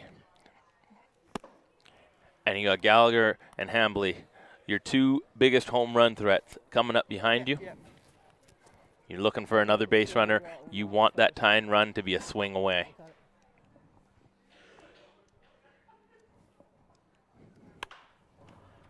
Well, a jam shot that's going to go over the 2 strikes. field in right and just over the vacant shark tank, over the new bleachers that we have available here at West Beach. Play. A 1-2 count for Lightbody. Woods at first. Carroll with the pitch. Hit towards center field for Lightbody. Looks to be playable. He's going to be ranged over, and Owens will take this one in center for the second out. An important second out there. I mean, the Crushers still up by 3 runs, but you do not want to leave the door open by any means for the JSR Plumbing Wasps. Yeah, the door was open a little bit. The Wasps will kind of put a foot or 2 through, but they're a big hit away from kicking that door open and getting themselves right back in this game with their season on the line. Under 10 minutes left in the season, possibly. Doesn't look like we're getting 7 full innings today. Talk about clutch. Gallagher hits this one out towards left field. Ashcroft's going to come in and take that one for the 3rd out. So the Wasps get some runs across the board. Importantly, have cut it to a 3-run deficit. We're going to be heading to the top of the 6th, taking a break. You're watching Super League Adelaide. Thanks to Spacequake Sports.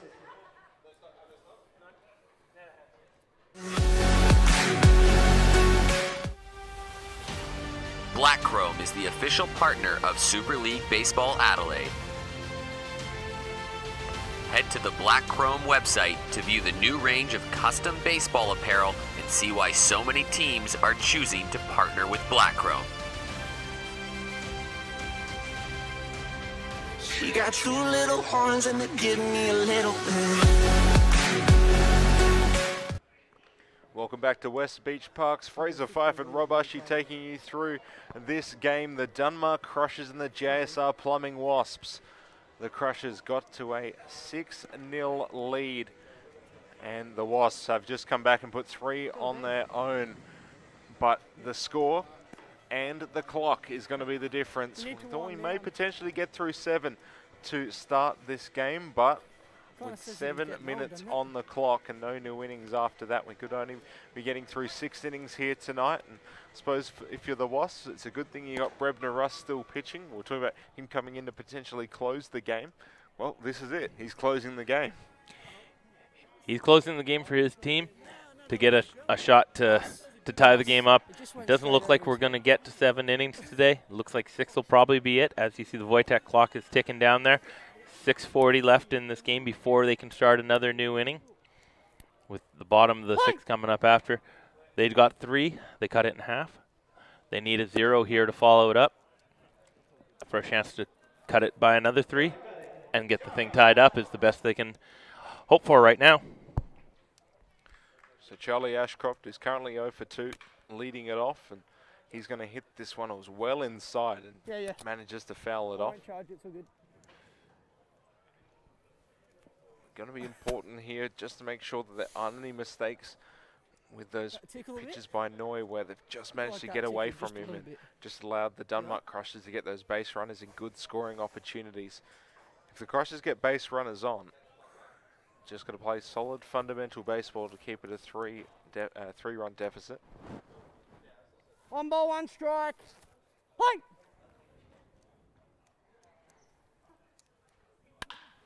1-1, another fastball that's going to be inside. And Ashcroft doing a good job just being able to foul it off. Definitely not the pitch he's looking for, but making a good adjustments to make contact. Play. Yeah, he's going to have to battle here, battle until he finds something that he likes. Maybe a mistake. There's good slider by Brendan Russ. Just misses the outside corner to even the count 2-2. And we know Brebner Ross got a good breaking pitch. Was in a good count to do it. Goes again. This one just a little bit further outside. It looked like he took a little bit off the one before. He was trying to get for a strike. That one he came back a little harder with the slider again, but hooked it a little wide. 3-2. Going to be a fastball. Up and in. Got him just on the inside shoulder. And Dunmar Crushers had a leadoff runner here in the 6th inning. Well, Ashcroft gets on base for the first time tonight. It's going to hurt a little bit more than usual, but on a 2-2 count, the fact that he's been able to get on base, he'll take it. Back to top of the header, Jeremy Cresswell in right field tonight. Got the first inning started with a bang, big single. 4 batters later, they had a 4-0 lead. And Cresswell trying to play some small ball here as he's going to not quite get that one down successfully. We'll have another opportunity here. Dunmar Crushers looking to tack on maybe just one more run. They have a 3-run lead. This will be probably the final inning. That one extra run could mean the difference. After the Wasps, there's a square to bunt. He gets that one down. Welch looks at second. No play there. Over to first for the first out. Sacrifice bunt successful. Man on second, 1 out. Well, that's exactly what they needed out of Jeremy Cresswell there. Just the chance to move the base runner up to second base. And again, on a tough pitch inside, to be able to get that bunt down on the inner part of the bat just shows that bunting is not a lost art. You've got to be able to do some bunting, especially in late game situations, and Cresswell shows exactly why. Even when you're up 3 runs there, the one run could be the one that puts it away. You want that extra run if you can, and you know you have Anthony Herrera up in your 2-hole. He was the #1 pick of the Super League by the Dunmar Crushers, and then Landon Hernandez, who's been Mr. RBI for them all season. That he probably will get up to bat for sure. 2 out man in scoring position. I think any of the coaches in this league would take that opportunity. Yeah, Hernandez 1 for 3, had the double to start the game, but since then flown out to right and has the grounder to third off Brebner Ross's glove. Going to be taken by a light body. Throw to first is going to be in time. So some good fortune there and some good fielding. Just able to move the base runner up, a 2 out on the board. Yeah, if you're scoring with us at home, it's the 1-6-3 as that got a piece of Brendan Russ coming up the middle, deflected it perfectly over to his teammate. Gets the assist. Whether it's here at Sturt or with the Adelaide bite, can't separate those guys. But the 1-6-3, he's going to get an assist for himself. But here we go, Landon Hernandez, 2 out, man on third. Hernandez, the veteran, with an opportunity here not to necessarily seal the game, but to definitely make it much harder for the Wasps to come back. 3 balls. He misses low 2-0. Looks like they're trying to keep the ball away from Hernandez, which most teams, it's a good idea, but he's worn all the teams out all year in right center because you're staying away from him. 3 balls. It's one thing to go away and make sure you're not getting anything inside that he can turn on and really put some power behind. But Hernandez is someone who's going to go, you know, if you're going to throw me away, I'm just going to take it to the other field. And as you've already seen tonight, he's got opposite field power. See if he has the green light, 3-0. Not competitive up and in. That might have been the not letting Landon Hernandez beat us anymore. The intentional walk to first base. And speed up rules. We're going to see the runner come in for Landon Hernandez as he's catching this evening. Yeah, the only problem with that approach is that now you got to face Ben Andrews, who's currently 2 for 3. Didn't you get that? Couple doubles tonight. A big one in the first inning, part of the back-to-back doubles. Last inning, he was nearly robbed by an outstanding play in left field. Justin Woods went airborne for a ball over his shoulder. Just couldn't quite come up with it. Andrews was able to get into second. See if he stays hot.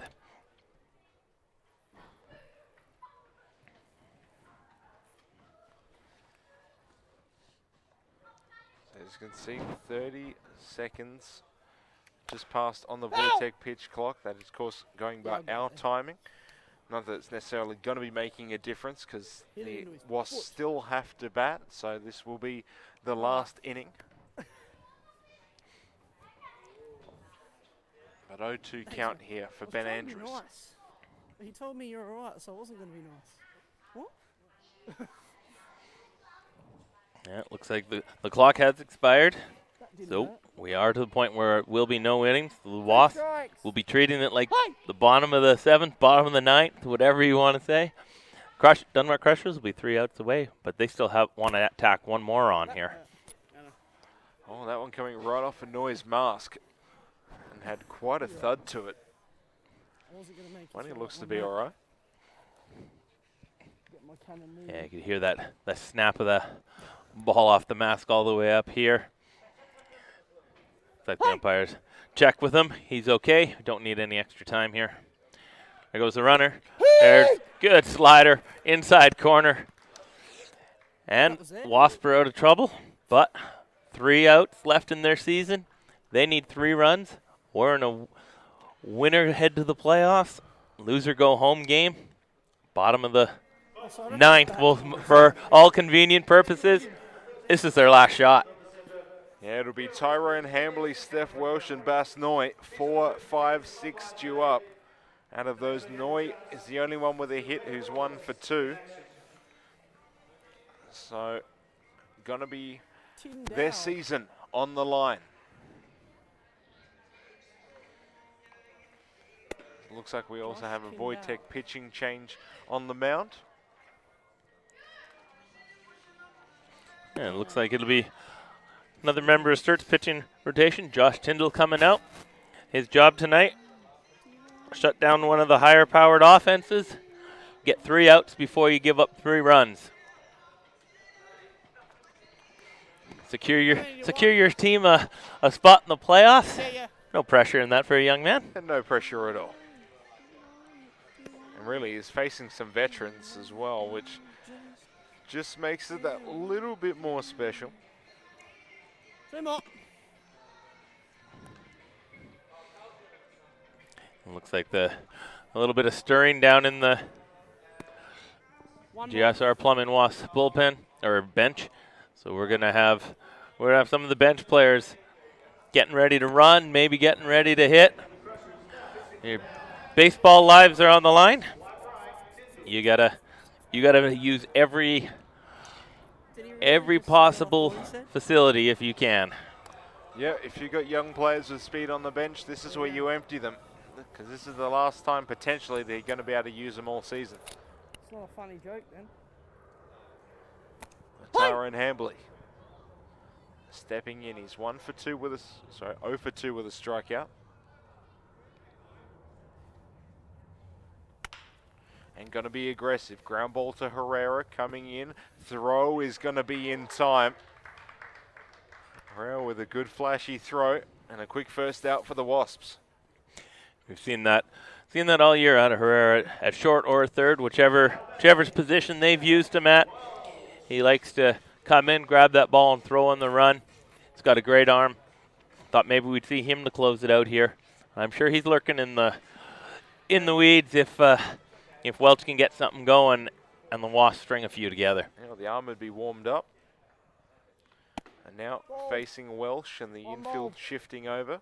Herrera shifting from traditional shortstop position to just over second base. And Welsh going to show the bunt. It's rolling towards the baseline and will be fair. So Welsh, if you're going to put the shift on me, I'll just hit it the other way. We saw him try it earlier tonight. He's seeing the Blackcomb replay here with the shift on. F. Welch just lays down, perfect bunt, right down the line, gets past the bag. Infield single. But when you're down 3, You know, Steph Walsh has the power to hit it out of any baseball park. He doesn't need to. You need base runners. You need to put the pressure on the pitcher, get him into the stretch. Time out. Well, looks like we're going to have a bit of a discussion with home plate umpire. Potentially some substitutions here, and looks like Herrera will be going to the bullpen to get warmed up. Yeah, like Coach Gladstone's not messing around a little bit here. Going to his bench. We're going to see Jeremy Cresswell come in from right field. He's going to move into shortstop. Nick Talbot's going to go out to right field. Because you can put a position player off the mound to go pitch. So the position player can go to pitch, you take him out, and they go throw on the pen. We'll have a new second baseman here. And then he can react. So part of the Super League, the rules are confusing. Fielders can go out of the game to warm up and pitch. They then can come back into the game. They just have to be the next pitcher used, and then if they come out of pitching, they have to come out of the game altogether. But so far, Wasps have something going. Man on, one out. Bostonui at the plate. Already a single tonight. No. Takes ball one low in the dirt. Yeah, well, last at bat did get that single, just right back up the middle. Welsh at first base, and they've opted to keep him in as a base runner. Noy getting the extension, but fouling it back. Fouled it straight back. Another one that he knew he was right on. Looking to drive something up the middle, get a single, find a gap here, move a couple runners over. As the Wasps are fighting for their baseball lives. Noy hits this one out towards left. It is going to be playable and taken out in left. Welsh going to have to hold up at first base. But 2 out for the JSR Plumbing Wasps.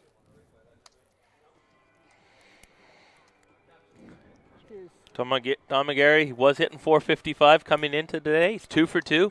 That average is going to shoot up over 500. But nobody wants to be the last out here. We're in the final inning, bottom 6th. The time clock has expired. They just got to keep hitting to stay alive. No. Ball one, low in the dirt.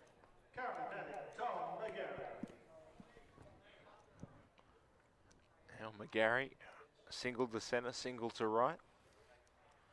Just been able to move those chains, which has been important. And currently working with a 2-0 count.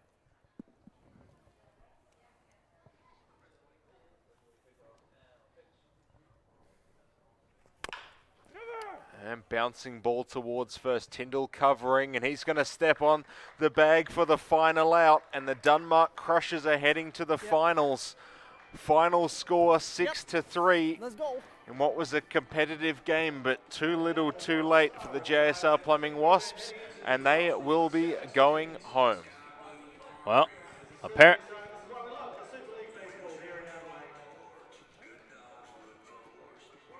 potentially.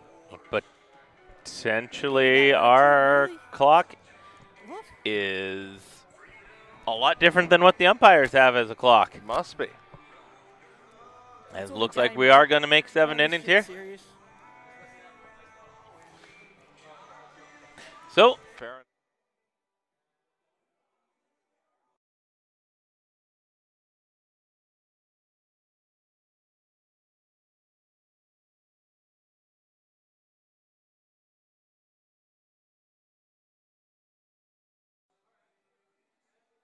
That's pretty fast. So 7th inning, extra baseball essentially, so extra innings. yeah, kind of taking us by surprise here. The clock ran out while the Crushers were still batting in the top of the 6th. The clock's been fairly consistent, but it's a little different than what the umpires have. So we are going to get one more inning here. We are going to play the full 7. Beautiful Adelaide night. Jackson Bremner Russ is going to have a chance to get one more out before we do go to the bullpen. He said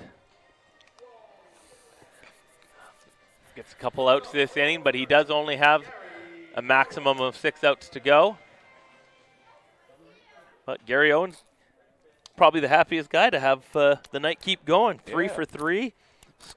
Scored a run, 2 stolen bases, 2 singles, a double. He's not going to want today to end. Well, he's got another opportunity here, potentially to go 4 for 4. An auspicious start to the at-bat. Yeah.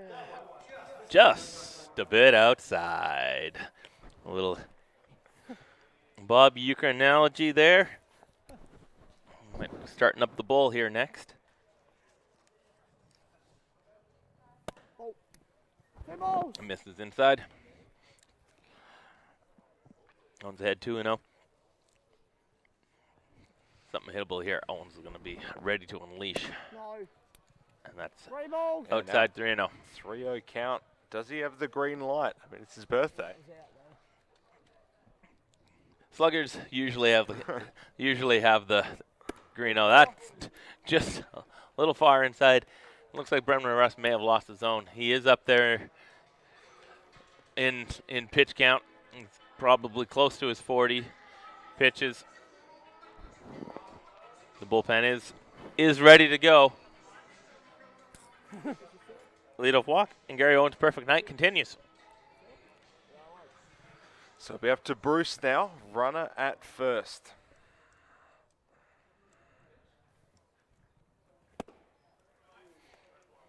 A good changeup. Murphy's better, though. Gets ahead, 0-1. You better go up there before you next start that. Well, Gary Owens does have 2 stolen bases tonight. You're going to have to be careful with him on the bases as well. And showing bunt, pulls it back, but is going to be called a strike. 2 strikes.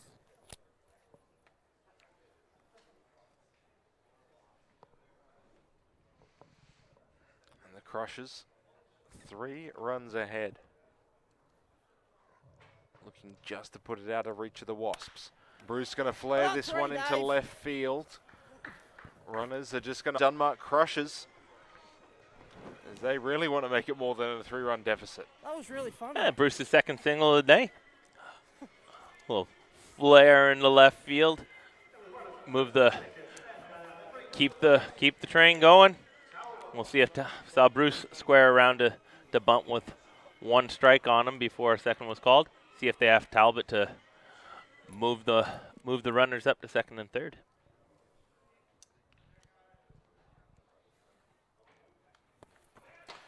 Well, another one that's going to get away from Brebner Ross. Had some velocity to it, but no, he can't do anything with it. So runners move up second and third. We've seen this a few times tonight, and yet again it bites the Wasps. Wild pitch there from the pitcher. Almost can't happen. You know that you're at least going to get an out from the bunt if they're going to move up. Now you need a strikeout. And he answered with possibly his best slider of the night. It's just going to make things a little bit different for Nick Talbot at the moment. Got first base open and he's going to foul this one off.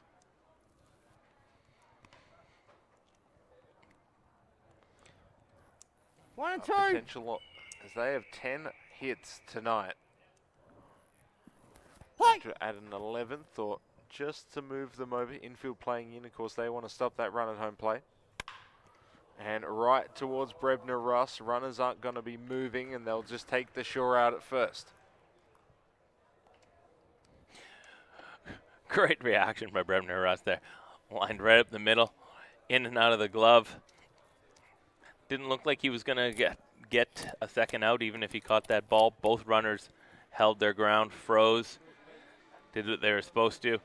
And Chris Sims coming up here. But looks like they're going to give him the intentional pass, send him to first base. Load the bases. We've got the force out at any base for Charlie Ashcroft. Bases loaded, 1 out. But we are going to have another Wojtek call to the bullpen.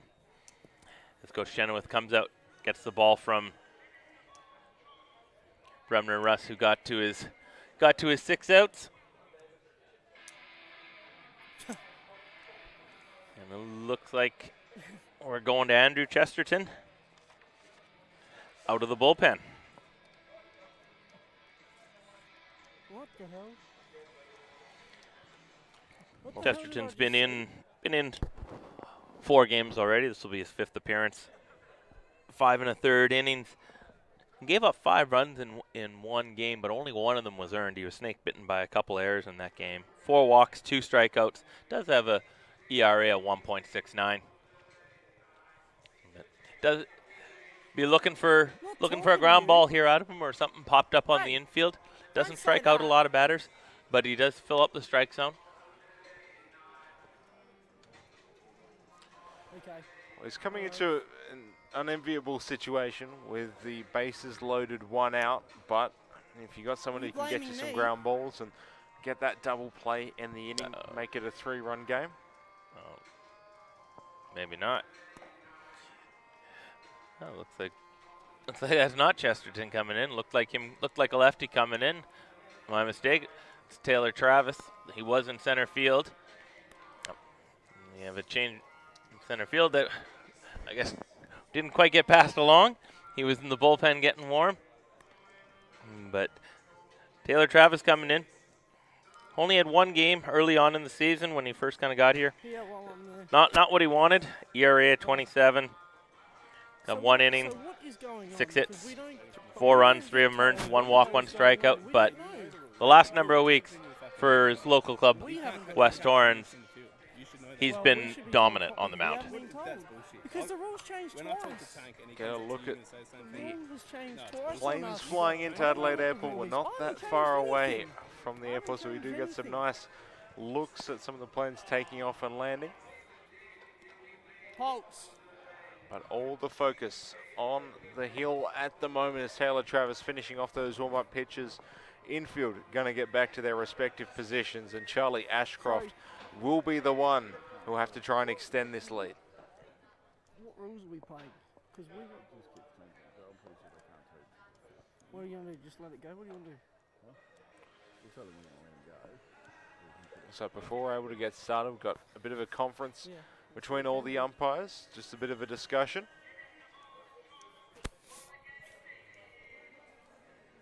They are also going to go back to their respective positions, so we are going to be ready to go after a substitution. You can play under protest if you want.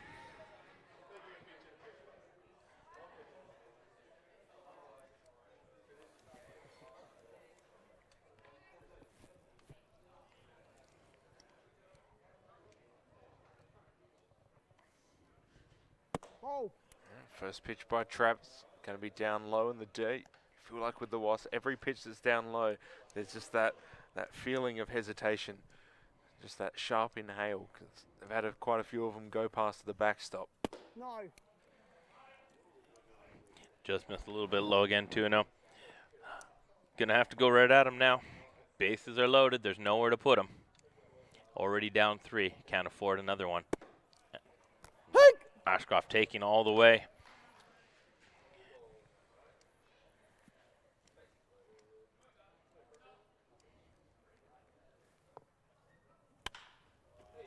And Ashcroft flares this one into right field. It's going to drop in front of the right fielder. 1 run will score. Second run is being waved around after the cleanup is going to be another run scoring, as the pickup wasn't exactly clean. And the Crushers put 2 more runs on the board, make it 8-3 here in the top of the 7th. And they are just putting on even more pressure on the Wasps to try and respond in the bottom of the 7th.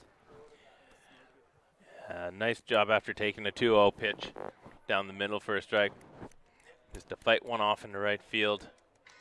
Got the job done, RBI. Second run's going to score as the right fielder bobbles it a little bit. Allows another one and allows the runner to go up third. We've got runners on the corners. Back at the top of the order for Jeremy Cresswell, who's 1 for 3 with a sacrifice bunt tonight. We don't change them. We don't even know what's going on. Play! Oh, yeah, it's kind of you.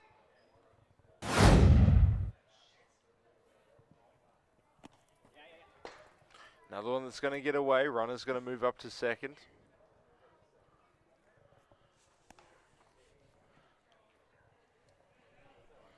Ashcroft now in scoring position. With that hit by Ashcroft, makes it 11 hits on the night. for the Dunmar Crushers, 8 so far for the JSR Plumbing Wasps. Yeah. And another one that goes into the netting. 1 and 2. 1 ball, 2 strikes. Play.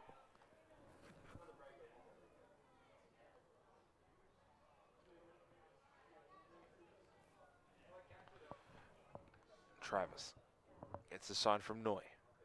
Infield playing in to try and stop that runner. Hit out towards center field. Runner tagging up from third. Both runners going to be tagging up. You're up, mate. You're up. From second to third, third to home. Runner will score.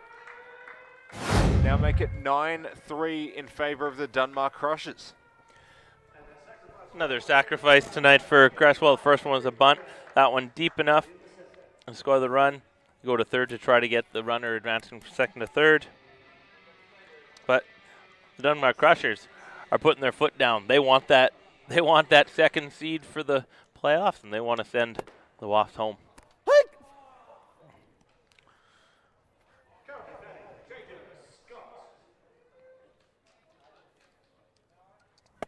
So Jacob Scott taking the place of Anthony Herrera. Herrera was taken out last inning to go down to the bullpen to warm up. So if they do choose to make another pitching change, it will be Herrera coming out for the bottom of the 7th. 1 and 2. Save situation will be gone, but when a playoff spot's on the line, every situation could be a save situation. There's a great slider from Travers to catch him looking, end the inning, get them out of it.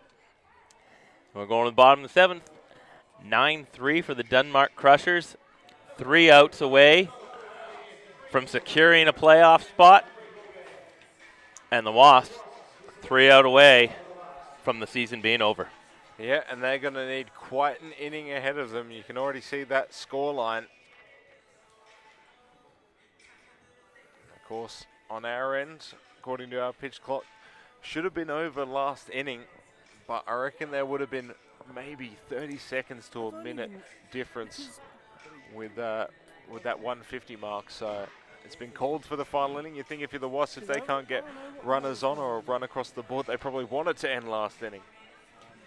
Unfortunately for them, they gave up a couple runs. That inning, 3 runs. They had cut the lead to 6-3. But they're happy just to get another chance here. You know, they're down 6 instead of 3, but they'll be happy for an opportunity to keep hitting. That's all you can do right now is keep going at it. Try to keep extending your inning. You're going to have to face Anthony Herrera, who's coming out, who's been the closer for the Dunmar Crushers. Got 4 appearances. He's got 6 innings. He hasn't given up a run yet. 5 hits in those 6 innings. Only 2 walks, but 8 strikeouts. Well, for the Wasps, it's still achievable. But it is definitely a tall mountain to climb, especially with Herrera.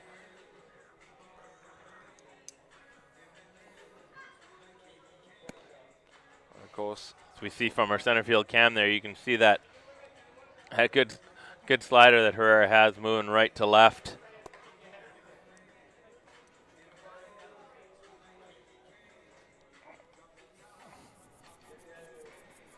Looks like we have a pinch hitter here. Dennis Christensen coming in to hit for Joe Gluyas. Gluyas had struck out twice on the night. Coaching staff looking for maybe a little change in momentum here. Play.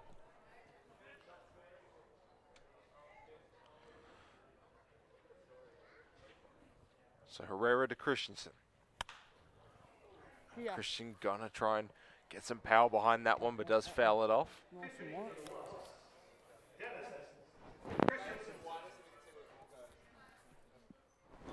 Play.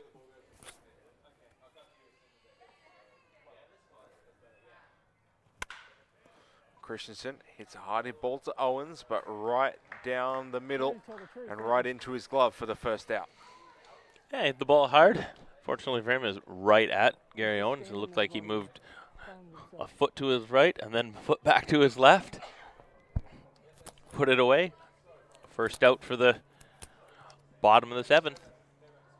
They're 2 outs away.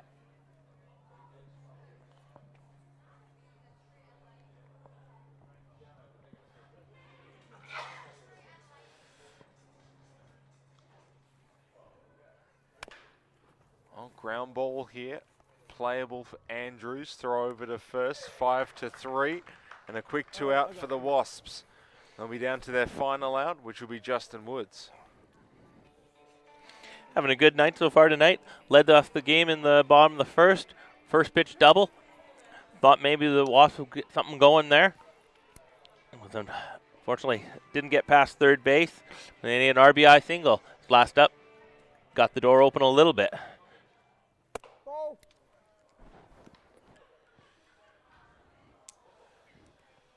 Of course, for the Crushers, if they take this game, they get into the finals. 2 balls. Take on the Clippers. And then, of course, winner of that game takes on the Carp the week after that. 3 balls. All around the strike zone there. Missed up, missed out, missed down.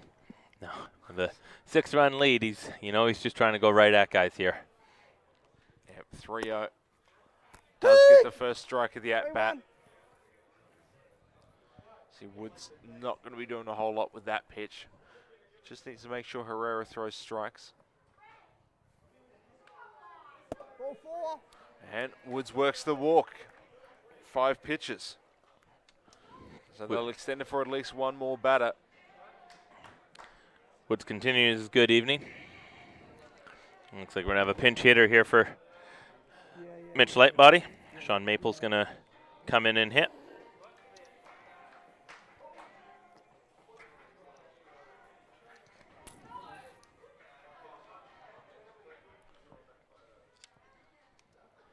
So Woods now at first base. Herrera going to have to work from the stretch to Maple. Slider misses up. 1-0.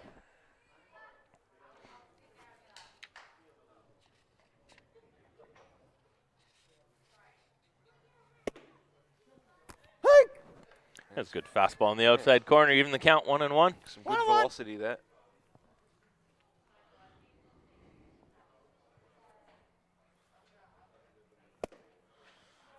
And Maple, you can tell he's going to be aggressive here. 1-2 count.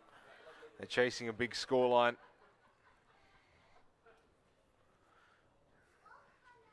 And the 1-2, and Herrera going to go for that slider yet again. Had a bit more break than the last one. Took a little bit off just to get the extra movement on it. Tried to get Maple to chase. And a flare that is going to drop fair. Woods is going to go from first to third. Maple's going to hold up, and runners at the corners for the Wasps. They're not going down without a fight. Oh, sounded like Maple broke his bat there, but he'll be happy. Died a hero, got himself a single. Runners on the corners, 2 out.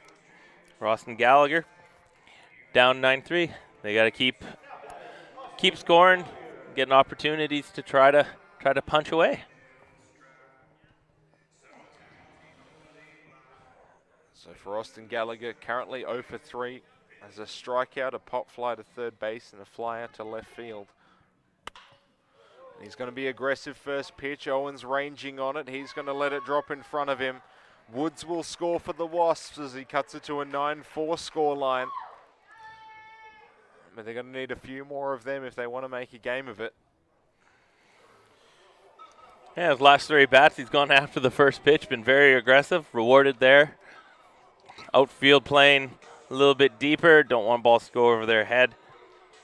They'll concede the flares in front of them here with 2 outs. But 9-4, they still have a 5-run lead. They're chasing that last out.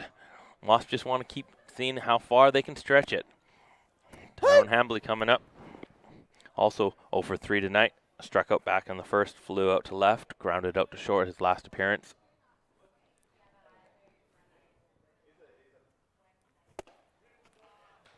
Hambley, you can tell he just wants to launch one over the fence. Big swing. Wasp down to their final strike of the season. Yeah, 1 pitch warning here, 0-2 count. Herrera trying to put him away. And he gets the strikeout looking. And let's try take two. The Dunmar Crushers have made it to the finals. Final score 9-4. And the Wasps in a valiant effort. They made it competitive, but again, just couldn't quite put it together. Too little, too late.